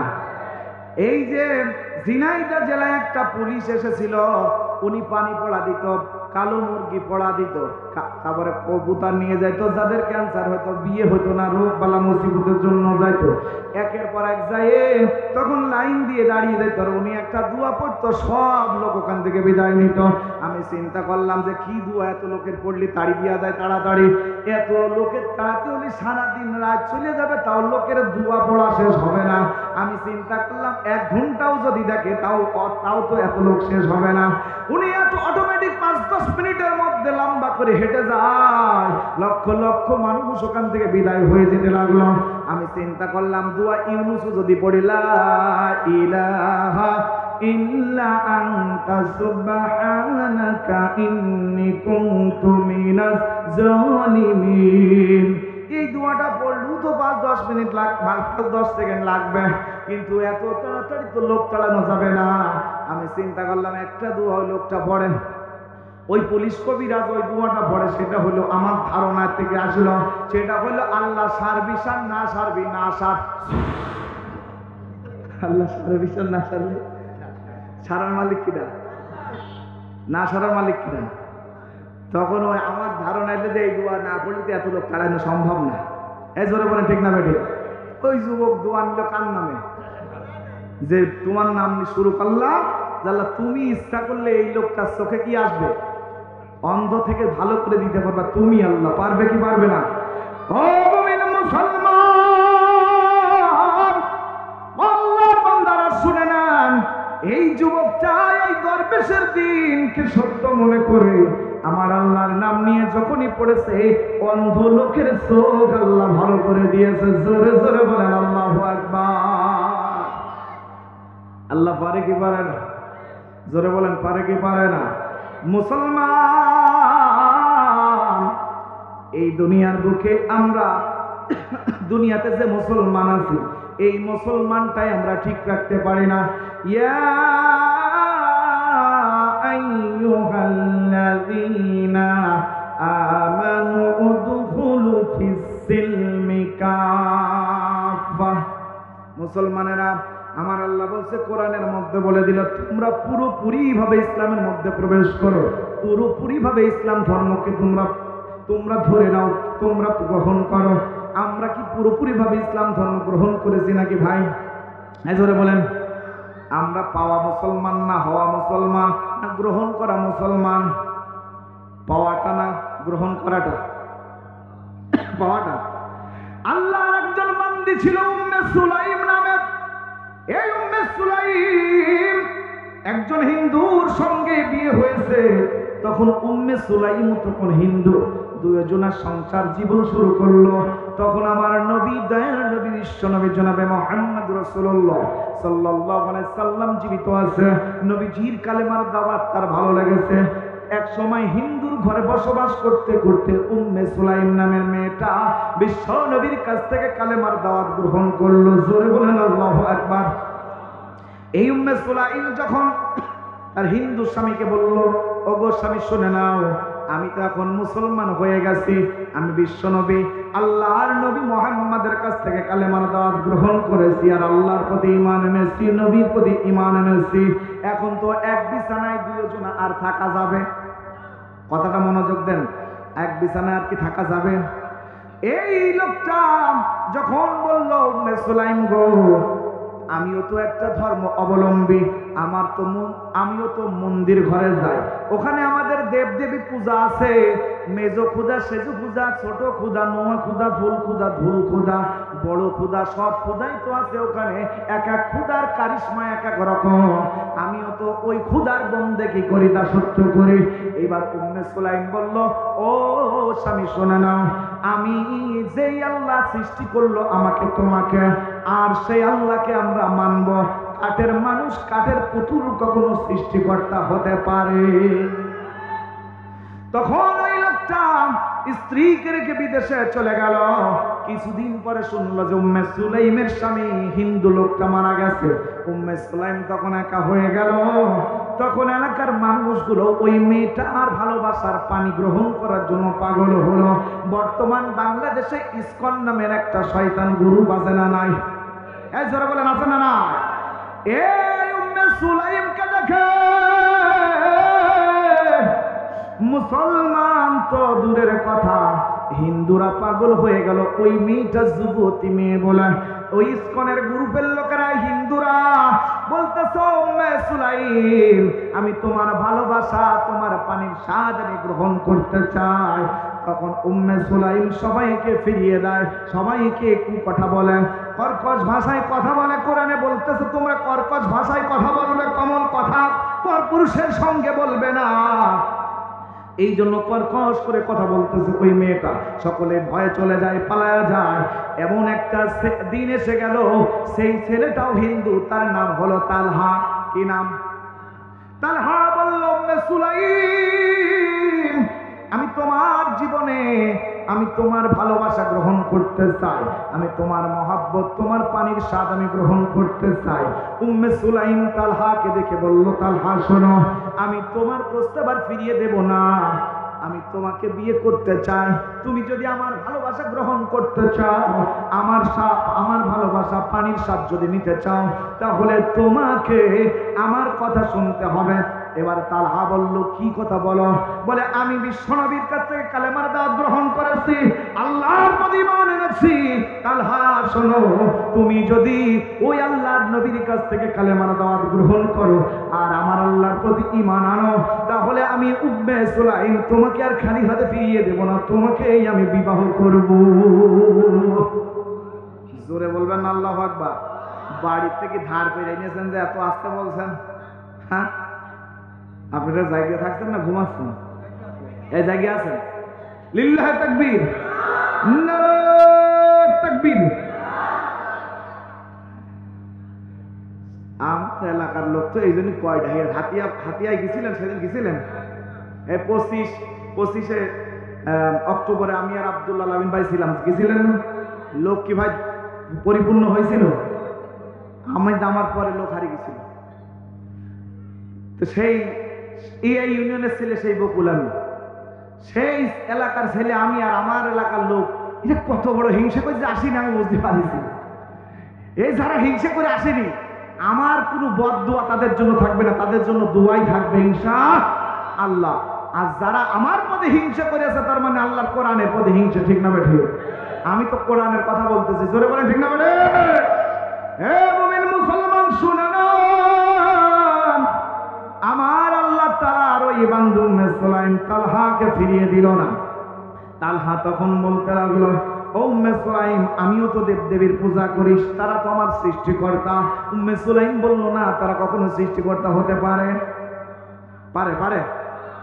এই উম্মে সুলাইম তখন বলল, তুমি যদি আমার ভালোবাসা গ্রহণ করতে চাও, আমার ভালোবাসার পানির স্বাদ আমার যৌবনের সাথে তুমি যদি মিলিত হতে চাও, তাহলে তোমাকে কালেমার দাওয়াত গ্রহণ করতে হবে। আর আমাকে বিয়ে করতে হলে তোমাকে দেল মোহর দিতে হবে। আর দেল মোহরটা হবে কি? তুমি যদি মুসলমানের দাওয়াত গ্রহণ করে কালেমা পড়ো, তাহলে আমার বিয়ের দেল মোহরটা হবে ওই কালেমা। জোরে বলেন আল্লাহু আকবার। এই মুড়ি আছে না মুখের মধ্যে? এই জোরে করছেন না, মুখ নড়ছে না তো আপনাকে নড়ছে না।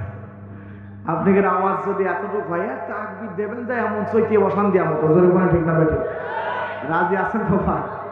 রাত্রি মানুষ এমনিতে বসে থাকবে না, আপনারা একটু কথা বলবেন আর আমি একের পর এক দিতেই থাকবো ইনশাআল্লাহ। তাহলে বাড়ি যাতে মন চাবে না, ঠিক না?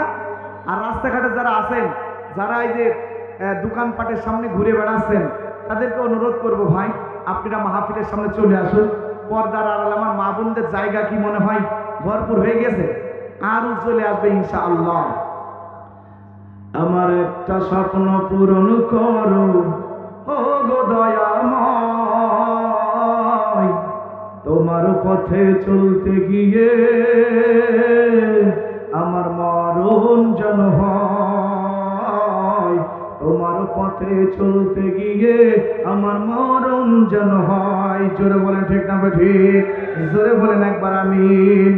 ওই উম্মে সুলাইমের কথা শুনে এবার তালহা মুসলমানের দাওয়াত বিশ্বনবীর কালেমা পড়ল, আল্লাহর প্রতি ঈমান আনলো, এবার কালেমার দাওয়াত গ্রহণ করলো, বিবাহ হয়ে গেল, দুজনে জীবন শুরু করলো। উম্মে সুলাইমের আগের পক্ষের একটা সন্তান ছিল, তার নাম হলো হযরতে আনাস রাদিয়াল্লাহু আনহু। জোরে বলেন আল্লাহু আকবার। সৎ বাবা এই তালহা, ওর নাম হয়ে গেল এখন আবু তালহা। কি কয়? আবু তালহা কি করলো? এই আবু তালহা ওই যে আগের স্ত্রী অর্থাৎ উম্মে সুলাইমের একটা সন্তান ছিল, ছেলে সন্তান। ওই মা মনে করতেছে আমার স্বামী আমার সন্তানকে ভালোবাসতেও পারে, নাও এমন আছে না নাই? সঙ্গে সঙ্গে বিশ্বনবীর দরবারে নিয়ে গেল। সন্তান হযরত আনাস রাদিয়াল্লাহু দিয়ে বলল, নবী গো, আমার সন্তানকে আপনার খিদমতের জন্য আমি আমার সন্তানকে আপনার জন্য কুরবানি করলাম। জোরে বলবেন না আল্লাহু আকবার। ও মুমিন মুসলমান, ইসলামের জন্য আমাদের এখন থেকে প্রস্তুতি নিতে হবে। দিনকে বিজয় করার জন্য যদি একটা সন্তান কবরে চলে যায়, কুরবানি হয়ে যায়, কেউ যদি মেরে ফেলে, তাতেও আমরা ভয় করি না। কারা কারা একটু হাত উঁচু করে তাকবীর দিয়ে দেন? তাকবীর দেবেন না? একজন উঠে দেওয়ার মতো লোক নেই। আমার নবী সত্যি ভাই কই?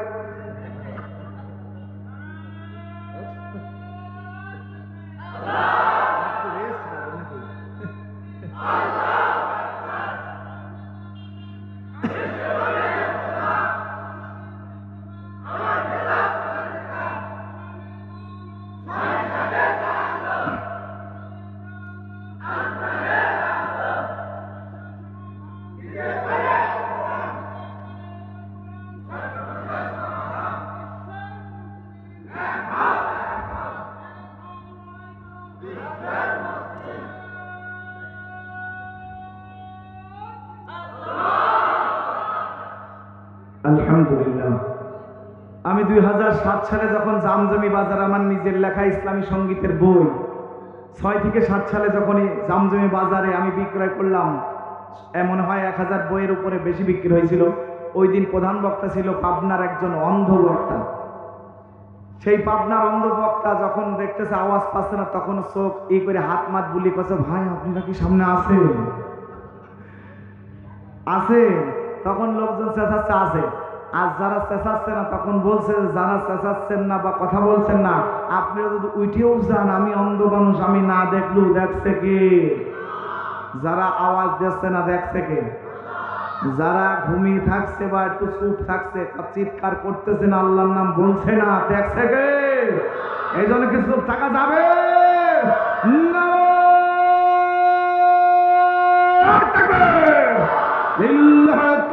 তাকবীর। বাঙালি পান দিবি সব রাজি, আগের চেয়ে দেয় না গো।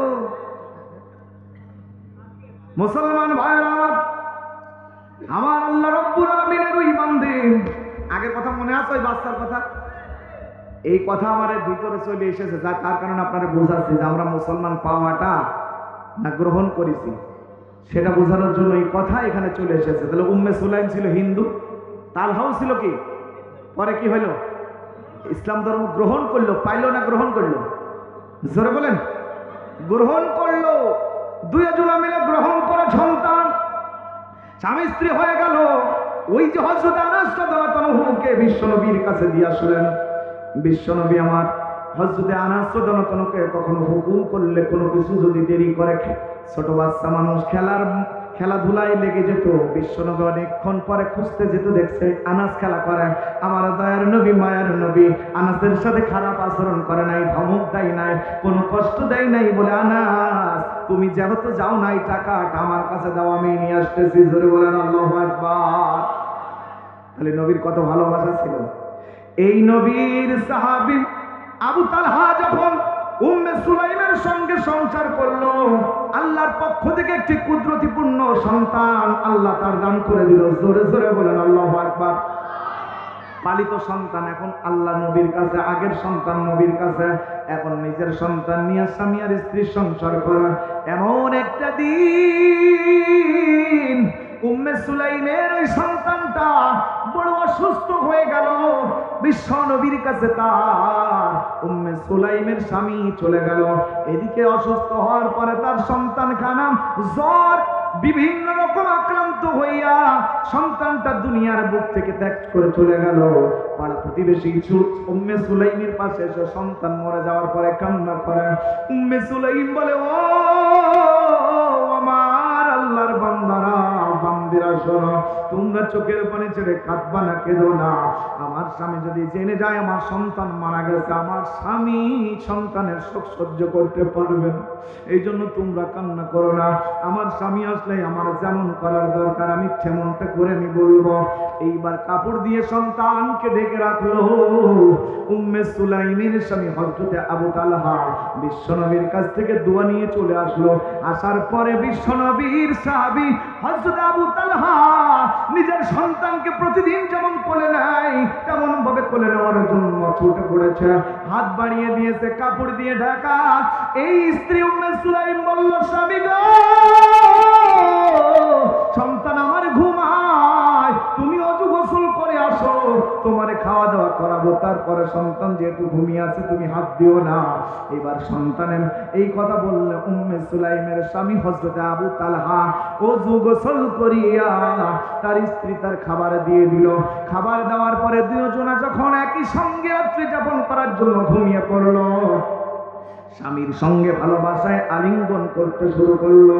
এমন ভালোবাসা শুরু করলো, ভালোবাসার ঘন মুহূর্ত তৈরি হলো।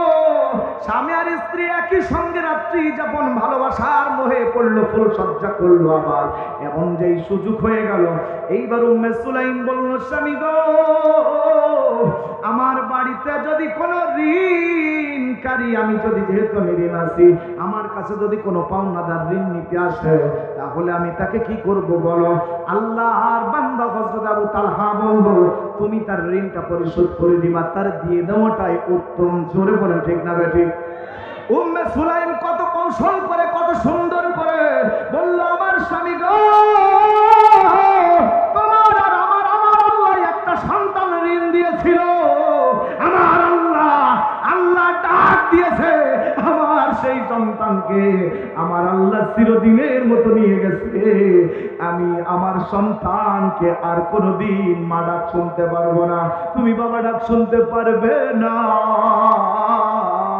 আমার আল্লাহ তারে নিয়ে গেছে, আমাদের সামান্য ঋণ দিয়েছিল, ঋণ তো নিয়ে গেছে, আমরা মুক্ত হয়ে গেছি। এইবার উম্মে সুলাইমের এই ঘটনা শোনার পরে হযরত আবু তালহা বলছে, আমার বিবি রে, কেমন করে এই পাষাণ্ডর মতো করে ধৈর্য ধরলেন। আমার আল্লাহ বলছে, ইন্নাল্লাহা মা'আস সাবিরিন ওয়াল্লাহু ইউহিব্বুস সাবিরিন। নিশ্চয় ধৈর্যশীলকে আল্লাহ ভালোবাসে, ধৈর্যশীলের সঙ্গে আমার আল্লাহ থাকেন। হে মুমিন মুসলমান, ওই মেয়েটার কথা শুনে বিশ্ব নবীর কাছে চলে গেল আবু তালহা। বলল, আমার নবী গো, আমার স্ত্রী আমার কাছে সন্তান মারা গেছে কথা বলে নাই, আমার সঙ্গে রাত্রি যাপন করলো, ভালোবাসা করলো, এমন ভালোবাসার ঘন মুহূর্তে আমার সন্তান মরে যাওয়ার কথা বললো, আমি তো বড় কষ্ট পেয়েছি।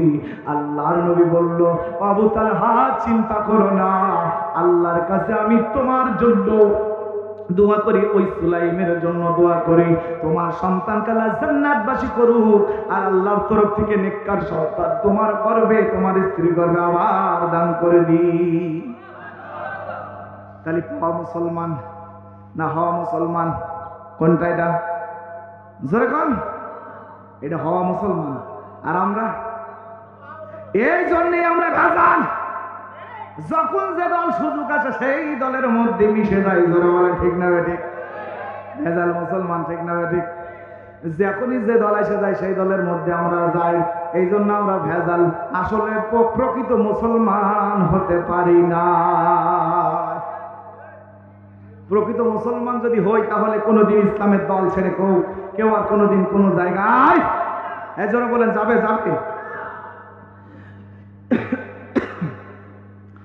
তাহলে ওই ছেলেটা চোখে হাত দিয়ে কি বললো যে বিসমিল্লাহির রহমানির রহিম, আল্লাহ ও রব তোমার নাম নিয়ে শুরু করলাম, এই চোখের যদি তুমি ফিরিয়ে দাও চোখ ভালো হয়ে গেল। জোরে বলেন আল্লাহু আকবার। সূরা আল বুরুজের ঘটনা বলতেছি, মনে আছে তো? আল্লাহ কসম কেটে নবীকে বোঝাচ্ছে সান্ত্বনা দিয়ে এবং সাহাবীদেরকে। কে?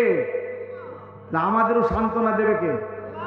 আমরা কষ্ট যতই পাই সান্ত্বনা দেওয়ার মালিক কে? ধৈর্য ওই জন্যই তো আল্লাহ করে রাখবো। জোরে বলেন ঠিক না বেঠিক? আমার দুনিয়াতে কারুর ভালো না লাগলেও আমার আল্লাহর কোরআন এবং হাদিস তো আমাকে মানাই লাগবে। জোরে বলেন ঠিক না বেঠিক? হ্যাঁ জোরে বলেন ঠিক না বেঠিক? মুমিন মুসলমান শুনান, ওই যুবকের সুনামটা চারিদিকে ছড়িয়ে পড়ল, ওই চোখটা ভালো হয়ে গেল, ওই মন্ত্রী চলে গেল ওই বাদশাহ ইউসুফ জনওয়াজের রাজপ্রাসাদে। হঠাৎ করে রাজপ্রাসাদে দেখতেছে যে আমার অন্ধ মন্ত্রীর চোখ খোলা, চোখই সব দেখছে। এইবার বাদশাহ ইউসুফ জনওয়াজ বলল, মন্ত্রী তোমার চোখ দুইটা তো অন্ধ ছিল, তোমার চোখ দুইটা এখন খোলা, তুমি চোখ কি করে ভালো করলে বলো? এমন এক সময় ওই অন্ধ মন্ত্রী চোখ ভালো হয়ে যাওয়ার পরে বলতেছে, কোন ফায়দায় ওই বালকের নামটা বলে দিয়েছে যে ওই বালক আমার চোখ ভালো করে দিয়েছে। কে দিয়েছে? ভালো করেছে কিনা? কিন্তু ওই মন্ত্রী তার বালকের নাম বলতে হলো, কারণ কি? বালক তো ওসিলা, ওয়াসাব্বিহু বুকরাতান আসিলা, ওসিলা ছাড়া কোনো কিছু হবে? জোরে বলেন হবে? ভালো করার মালিক কে? আল্লাহ is our almighty and our creator. তিনি আমার আপনার সৃষ্টিকর্তা আর আমরা তার সৃষ্টি। এই সৃষ্টিকর্তা যা করবে সৃষ্টির জন্য রহমত। জোরে বলেন ঠিক না বেঠিক? মুসলমান ভাইয়ের আমার, বাবাজিরা আমার, পর্দার আড়ালের মা বোনেরা মনোযোগ দিয়ে শুনবেন। এই মন্ত্রীকে বলা হলো কি করে চোখ ভালো হলো? বলল, ওই বালক আমার চোখ ভালো করে দিয়েছে, ওই বালকের রবের প্রতি ঈমান এনেছি, বালকের কাছ থেকে দোয়া পড়ার পর আমার চোখ ভালো হয়ে গেল।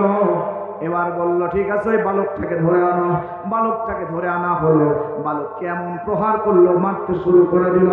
এই বালক, আমার বাড়িতেই থাকো, আমার জাদুকারের কাছ থেকে এই জাদু শিক্ষা গ্রহণ করেছ, আমার চেয়ার কেড়ে নেওয়ার চিন্তা ভাবনা, আমার অন্ধমন্ত্রীর চোখ ভালো করেছো, কি দোয়া শিখিয়েছো, কোথা থেকে দিন পেলে? এই দিন কোথা থেকে পেলে? ওই দরবেশ ওই বাচ্চাকে যখন মারতে শুরু করলো, প্রহার করলো, একের পর এক নির্যাতন জুলুম যখন শুরু করলো, বালকও এক সময় বলে ফেললো যে আমার ওই দরবেশের কাছ থেকে আমি দিন গ্রহণ করেছি। জোরে জোরে বলেন আল্লাহু আকবার।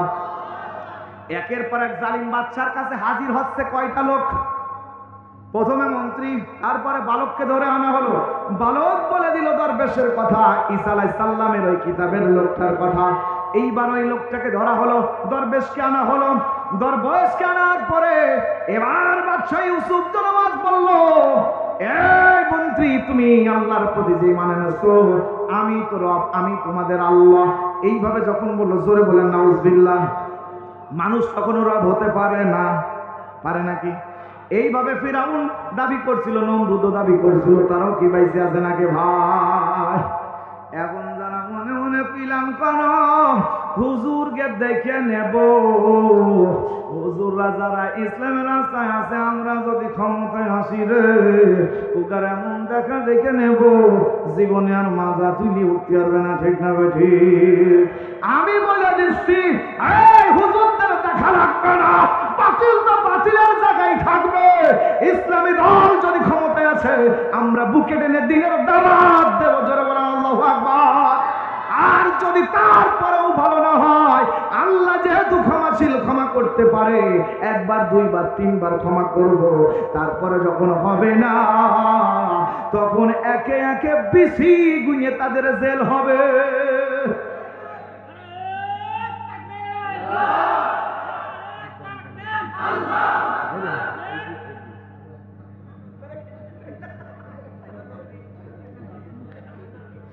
এবার চলবে না ছেড়ে দেবো?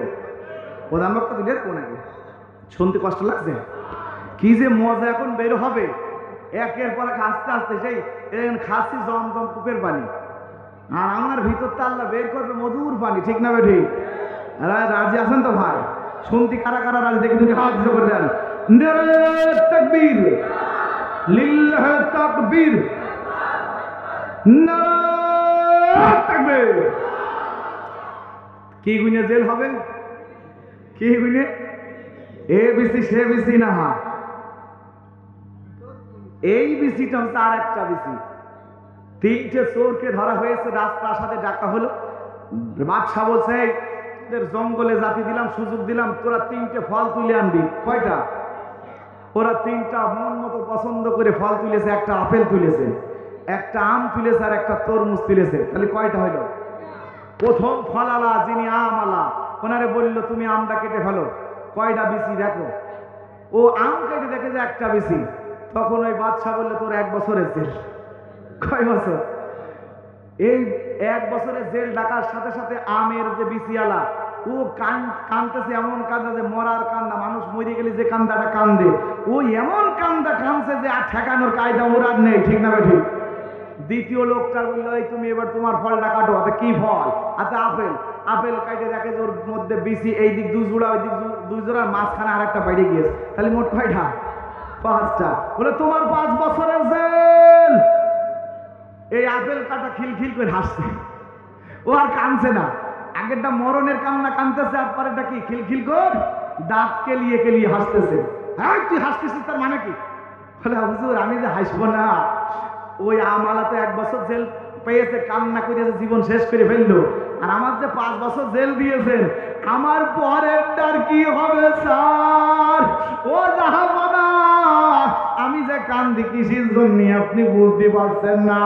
আমার দিয়েছেন 5 বছর জেল, আমার পরেরটা যে তরমুজালা, ওর যে বিসি গুইনে শেষ করা যাবে না। তার মানে আমি বুঝতে পারছি কিয়ামত পর্যন্ত মুক্ত হবে না, ঠিক না বেটি? কিয়ামত পর্যন্ত মুক্ত হবে। এই জন্যই আমি হাসতেছি। ও মুমিন মুসলমান, আমি বুঝাইতে চাইলাম, ভালো হলে ভালো, ভালো না হলে ওই তরমুজের মতো সারা জীবনেও আলোর মুখ দেখা যাবে না, অন্ধকার ছাড়া। জোরে বলেন ঠিক না বেঠি? ইন্না বাতশা রাব্বিকা লাশাদীদ। জোরে বলেন আল্লাহু আকবার। আল্লাহ যেদিন ধরবে সেদিন কঠিন কায়দায় ধরবে, সেদিন আর ছাড়িয়ে দেবে দেবে। যতই বড় মস্তানি করো, যতই প্রশাসন থাক, যতই বড় তোমার পুলিশ থাকুক, আর্মি থাকুক, বিডিআর থাকুক, কেউ তোমার পক্ষে তখন থাকবে না। আর 45-40 মিনিটের মধ্যে তুমি ফুরুত পাখির মতো উড়ে যাওয়া। সরে বলে ঠিক না বেঠিক? হে মুমিন মুসলমান, ওই যুবককে ধরে আনা হলো, দরবেশকে ধরে আনা হলো, মন্ত্রীকে ধরে আনা হলো। এইবার ওদের সামনে প্রথমে শাস্তি হলো মন্ত্রী। কার শাস্তি? ওই মন্ত্রীকে বললাম, মন্ত্রী এই বাচ্চার দিন ছেড়ে দাও, আল্লাহর প্রতি যে ঈমান এনেছো সেটা ছেড়ে দাও। মন্ত্রী বলছে জীবনে মাতৃগর্ভ থেকে এই পর্যন্ত জীবনে কোনোদিন চকি দেখিনি, চকি দেখার কোনো কায়দা হয়নি। এই যুবকটার কারণে, আল্লাহর প্রতি ঈমান আনার কারণে আমার চোখের জ্যোতি ফিরে পেয়েছি, আমি ওই আল্লাহর সাথে বেঈমানি করতে পারবো না। আমরা কি দিনের সাথে বেঈমানি করতে পারবো? জোরে বলেন পারবো? যদি বেঈমানি করেন তাহলে খবর কিন্তু খারাপ। আর ওদের জন্য আমার আল্লাহ ফেরেশতা রেডি আছে, মুনকার নাকির কিরামিন কাতিবিন। ওরা আইকিয়ালা বাঁশ নিয়ে দুই সাইড দিয়ে ভাগ করে নিয়ে এমন হ্যাঁচকা টান দেবে যে জীবন শেষ। জোরে বলেন ঠিক না ঠিক? আইকিয়ালা বাঁশ বলছেন তো, মানুষ না ছোড়াতা হ্যাঁচকা টান দেবে, কি টান? আর যা বাঁধবে ও মানে একেবারে স্ফূর্তি স্ফূর্তি সব শেষ করে ফেলবে, ঠিক না ঠিক? তাহলে এইবারটা ওই যে মন্ত্রীকে বললো যে তুমি ছেড়ে দাও, মন্ত্রী বলল আমি আল্লাহর প্রতি ঈমান আনার কারণে চোখ ভালো, আর ওই ছেলেটার কারণে চোখ ভালো হয়েছে, আমি ঈমান নষ্ট করতে পারবো না। এই বাদশা ইউসুফ জোনাওয়াজ বলল মন্ত্রীকে বলল, মন্ত্রী তাহলে তোমার তো মৃত্যুদণ্ড হবে। এবার ওই বাদশা ইউসুফ জোনাওয়াজ জালিম বাদশা তার সেনাবাহিনীকে হুকুম করলো, তার মাথা ধর থেকে আলাদা করে দাও। একটা কোপ মেরে ইউসুফ জোনাওয়াজের সেনাবাহিনী ওই মন্ত্রী ধর থেকে মাথা আলাদা করে দিল, তবুও ওই বাদশার কাছে মাথা নত করলো না। জোরে বলেন আল্লাহু আকবার। তদ্রুপ ভাবে বাংলার জমিনে একবার ইসলামী দেশ হিসেবে সংসদ ভবনে কোরআনকে নিয়ে যাওয়ার জন্য যদি আমার মাথা যায়, আমার জীবন যায়, আমাকে যদি এতিম হতে হয়, আমার সন্তানকে এতিম বানাতে হয়, আমার স্ত্রীকে যদি বিধবা বানাতে হয়, মা বাবাকে যদি সন্তান হারা হতে হয়, কারা কারা রাজি আছে দেখান? সবাই রাজি আছে? এখান থেকে রাজি হওয়ার পরে যদি বাড়ি যাই মুনাফিকি করেন তাহলে কি হবে? একটা লোক করিয়েছে, তারপরে আর সিট পায়নি। কি পায়নি? একটা লোক করিয়েছে, তারপরে আজকে সে সিট আর তার নমিনেশন দিইনি বলে সে এখন খুব মানহান কায়দায় মুখটা মলিন করে ফেলেছে। এ বিচার করলো কে? এই জোরে বলেন, এ বিচার করলো কে? নাম বললাম না, বুঝে ফেলেছেন, ঠিক না ঠিক? যারা আজকে লাঠি হাতে করে খেপা, আগে শুনতাম কোরআনের এত সুন্দর হক কথা বলার মতো লোক আমি মনে করতাম নেই। যখনই আর এক দলে ইসলামের দল ছেড়ে দিয়ে অন্য দলে ভর করলো, একটা সিটের আশায়, একটা চেয়ারের আশায়, যখন আজকে তার চেয়ারের লাইনটা শেষ হয়ে গেল, আল্লাহর বিচার এইভাবেই হয়। চলে বলে ঠিক না ঠিক? আল্লাহ ছেড়ে দেয়, ছাড় দেয়, কিন্তু ছেড়ে দেয়। এই জন্য মাথায় রাখা লাগবে, বাতিল কখনো আল্লাহর প্রিয় হতে পারে। জোরে বলেন পারে? যারা ভালো কাজ করে তাদের জন্য পুরস্কার আছে না নাই? ইল্লাল্লাযীনা আমানু ওয়া আমিনুস সালিহাতি ফালাহুম আজরুন গায়রু মামনুন।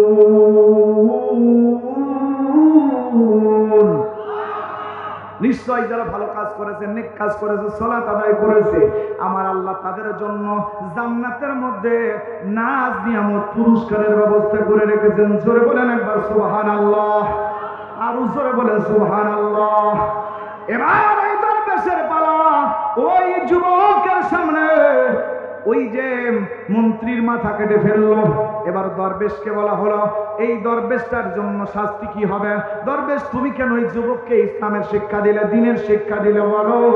এই দরবেশ বলছে যুবক তোমাকে নিষেধ করেছিলাম, তুমি বলে দিলি দুনিয়াতে ঝামেলা হবে, সেই ঝামেলাই তো হলো। এবার বলে দরবেশ তুমি ঈমান ছাড়বা নাকি? বলে একজন অন্ধ মানুষকে আল্লাহ আলো দিয়ে ফিরিয়ে দেওয়ার পরে যে ঈমান এসেছে, আর আমি তো আল্লাহর পক্ষ থেকে আগে ঈমান পেয়েছি, আমিও মাথা নত করব না। মাটি খুঁড়তে বলা হলো, সেনাবাহিনীদের বললো মাটি খুঁড়ে ফেলো। মাটি খুঁড়ার পরে এই দরবেশকে মাটির মধ্যে নামায় দিল। দরবেশকে মাটির মধ্যে নামিয়ে দেওয়ার পরে কি করলো? পাথর নিক্ষেপ করতে বলা হলো। লা ইলাহা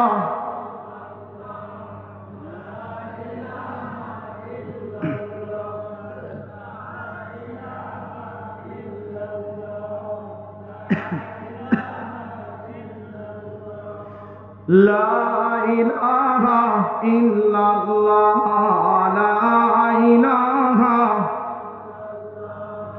লা ইলাহা ইল্লাল্লাহ, লা ইলাহা, লা ইলাহা ইল্লাল্লাহু মুহাম্মাদুর রাসূলুল্লাহ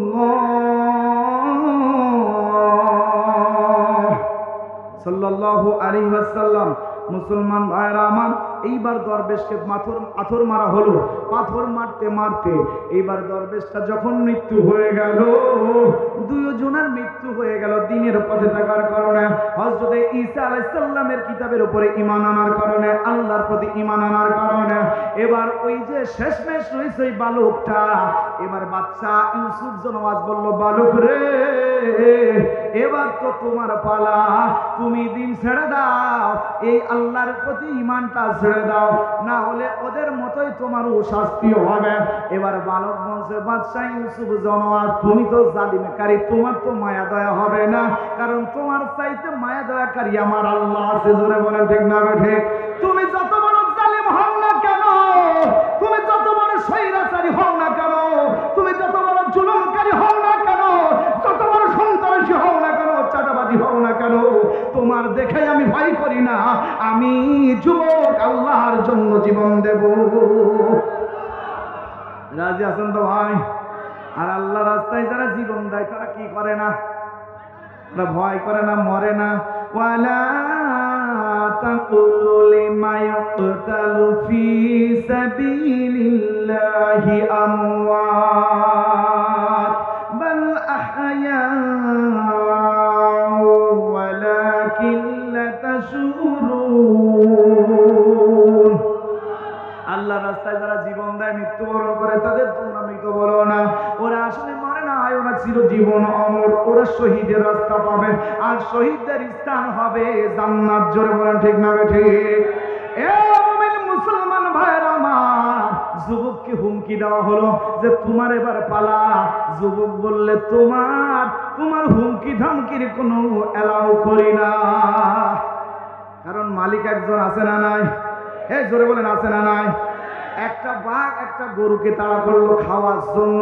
বাঘ যেহেতু হিংস্র, বাঘ কি, এই বাঘটা গরুকে তাড়লো, বাঘ দৌড়ে দিচ্ছে, পালাচ্ছে। পালাতে পালাতে যখন দেখছে ডাইনেও পালানোর রাস্তা নাই, বামেও নাই, পিছনেও নাই, সামনে একটা পেয়েছে পুকুর।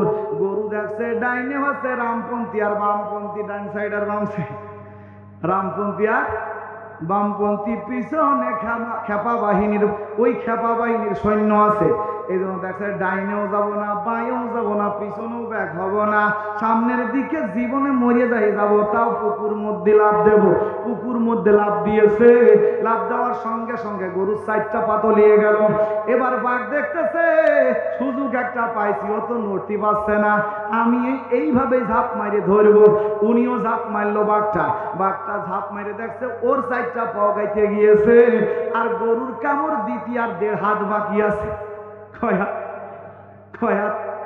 1.5 হাত আর পা ওঠে না। 1.5 হাত তখন আর পা দিয়ে তুলে কামড়াতে পারে না। তখন গরু খিলখিল করে দাঁত খেলাইয়া হাসে। বাঘ বলছে, তোর আমার দিকে ভয় করে না? কি কয়? দাঁত খেলায় হাসতিস, আমার দিকে তোর ভয় করে না? এই ইউনিয়নের মধ্যে আমার এলাকা থেকে বলছে, এই এলাকার মধ্যে কারুর কিছু না হলেও বকুল হুজুরের জেল, ফাঁসি না হলেও জেল হবে। ভবানপুর বাজারে একজন করছে, তা আমি আবার চিন্তা করলাম, জেল গুর বাপের নাকি ওর মার বানাইলো, নাকি ওর দাদা নানি বানিয়ে থুই গিয়েছে। যারা যে গর্ত কাটে সেই গর্তে সেই পরে। জোরে বলেন ঠিক না ঠিক? জেল যদি আমার তকদিরে লেখা থাকে তাহলে হবে, আমার যদি ফাঁসি হয় তাহলে কেউ ঠেকাতে পারবে? কেউ পারবে? ওর কেরুর কিছু না হলে, ওর ফাঁসি না হলে ও জেল হবে। বাঘ বলছে গরু তোর কি আমার দিকে ভয় করে না? গরু বলছে কিসির ভয়? কোনো ভয় নেই, কারণ সারাদিন আমার মালিক, আমি যার বাড়িতে পোষ মানিয়ে পুষি, আমাকে যে পোষে সেই গরুর মালিক আমারে খুঁজতে খুঁজতে যখন পাবে না, সন্ধ্যা হয়ে যাবে, যখন খুঁজে পাবে পুকুরের মধ্যে, তখন আমি গরু ঠিকই ওই মালিক আমারে তুলবে, তোলার পরে সুন্দর করে গোসল করায়া বাড়িতে দড়িটা দিয়ে সানিতে খাবার দেবে। আর ও বাঘ তোর কিন্তু বিপদ রে। কি কয়? বলে আমার তো তুলে নিয়ে যে গোসল করিয়ে আমার খাবার দেবে, আর আমার মালিক যখন দেখবে আমার গরুকে খাওয়ার জন্য বাঘ এসেছে, বাড়ির থেকে একটা লাঠি আনিয়ে তোরে এমন বসান দেবে তোর পুঁতিয়ে ফেলবে। জোরে বলে ঠিক হবে? ওই পাতিলে না, আমার ফাঁসি হোক আর জেল হোক, এ চিন্তা তোমার মাথায় না থাকলেও হবে। আল্লাহ যদি দিয়ে দেয় কেউ ঠেকাতে পারবে না। জোরে বলে ঠিক না বেঠে? আর তোমার যেদিন সুযোগ হবে রে বাতিল, সেদিন আল্লাহ ওই যে মালিক যেমন দুনিয়ার পশুর মালিকে যেমন গরুকে কামড়ে দেওয়ার জন্য কাদার মধ্যে পুঁতিয়ে ফেলবে, আমিও সেদিন সুযোগ পালি আমি পুঁতবো না। আমার আল্লাহর ফেরেশতা দুরমুজ দিয়ে এমন ঘাই মারবে রে, এমন বসান দেবে মাটি ফাটিয়ে চৈতে বসানের মতো মাটি সরিয়ে যাবে, আর মাটির নিচে ৭০ গজ দড়ি চলিয়ে যাওয়া লাগবে। ঠিক না? ঠিক না? এবার চলবে তো, শেষ কিন্তু হয়নি। আমার চিঠি এসেছে যে আপনার 10টা পর্যন্ত টাইম। সেদিনকেও 3 ঘন্টা হয়েছিল নাকি? আব্দুল আলামিন ভাই চলে এসেছে, তারপর আমি বলছি যে আলোচনা শোনো, লোকজন বলছে আমরা পুরো আওয়াজ শুনবো। তা আমি বলছি যে ভাই আব্দুল আলামিন ভাই যেখানে বক্তা উঠে পড়ে সেখানে আমার সাধ্যের বাইরে, আসলে ওয়াজ করা ঠিক নাই। ঠিক না বেটি? তবে আমি বেশি আলোচনার দিকে না গেলেও মন পুরি আজকে পুরো আলোচনা শোনাবো ইনশাআল্লাহ। কষ্ট হচ্ছে নাকি? কষ্ট হচ্ছে? এই এলাকার মানুষের কিটা কিটা দাম দেয় না, হাদিস করেন দেখুন, ওই লোক হাদিস ফিরে। হ্যাঁ, বাইরিতে আমরা হুজুর ঠিকই আনি গো, বাইরিতে হুজুর আইসে আমরা সব ভালো ভালো দাওয়াত দিয়ে বাস করাই, করার পরে দেখবেন তারা সব কায়দা করে এই দিক গরম করে। কি করে না? এই যে এইটা এইটা এটা গরম করে, আর আমাকে গরম করতে গেলি বেকায়দা কই আমাকে হুজুর। ঠিক হয় কথা কন না কে? এই হুজুরি যখন সারা বাংলাদেশে বাইরে যায়, এই কয়টা লোক থাকে না ভাই, আমার নেটে সার্চ দিয়ে রাখবেন। আজকে ইউনিয়নের মধ্যে আসে ইসলামের কাজ করতেছি, ঠিক আছে, তাই বলে আমার এই বকুল হিসাবে ওই জায়গায় দেখে না। ওই জায়গায় যখন আমি ওয়াজ করতে যাই, লক্ষ লক্ষ লোক আমার সামনে বসা থাকে, একটা লোক উঠতে পারে না, পোষাবে যদি টান দেয় তারপরে উঠতে দিই না আমি। সব আল্লাহর ক্ষমতা, জোরে বলে ঠিক না বেঠে? এই জন্য মুসলমান ভাইয়ের আমার, ইসলামের পক্ষে যারা থাকবে ইসলামের কাজ তারাই করবে। জোরে বলে ঠিক না বেঠে? আসুন আমরা একটু সামনে এগিয়ে যাই, এটা জিকির করি লা ইলাহা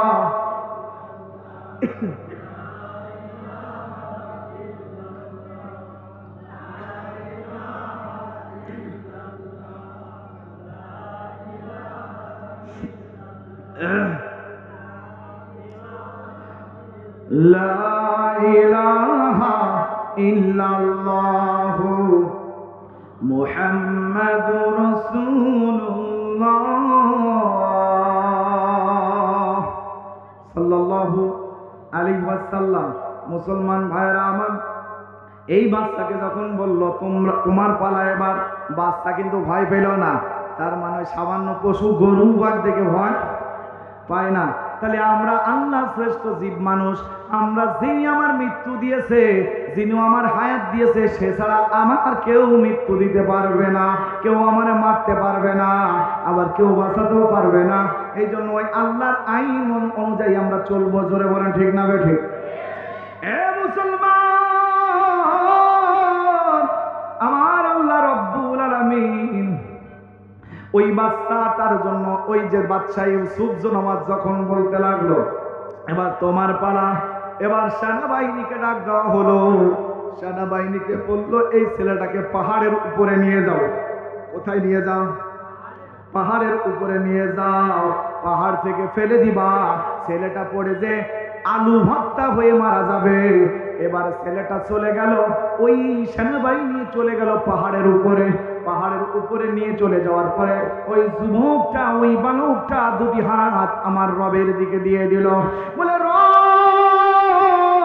ও আমার আল্লাহ, আমার তুমি মৃত্যু দাও, তাতে আমার কোনো দুঃখ নাই, তবে আমার একটা নিয়ত আছে, ইন্নামাল আমালু বিন্নিয়াত, ইন্নামাল আমালু বিন্নিয়াত, আমার নিয়তটা তুমি পূর্ণ করো। তার মানে সহি নিয়তের উপরে আমল নির্ভর করে।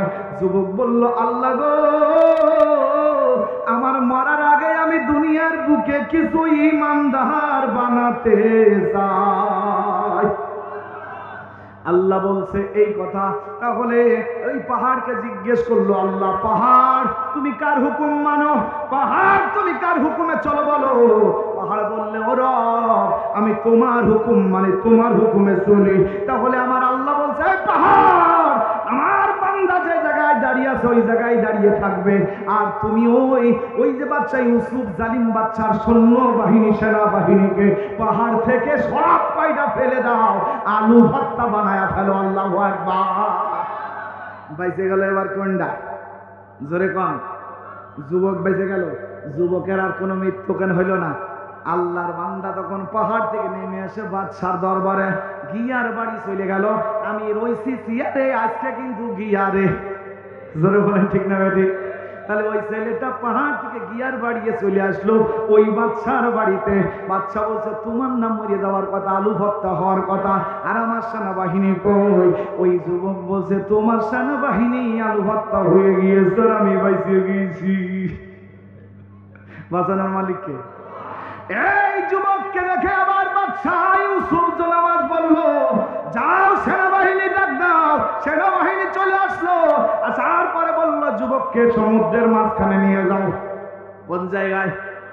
সমুদ্রের মাঝখানে নিয়ে যাও, সমুদ্রের পানির মধ্যে ফেলে দেবে, আরো মারা যাবে, ডুবে হাবুডুবু খাবে, খাবে।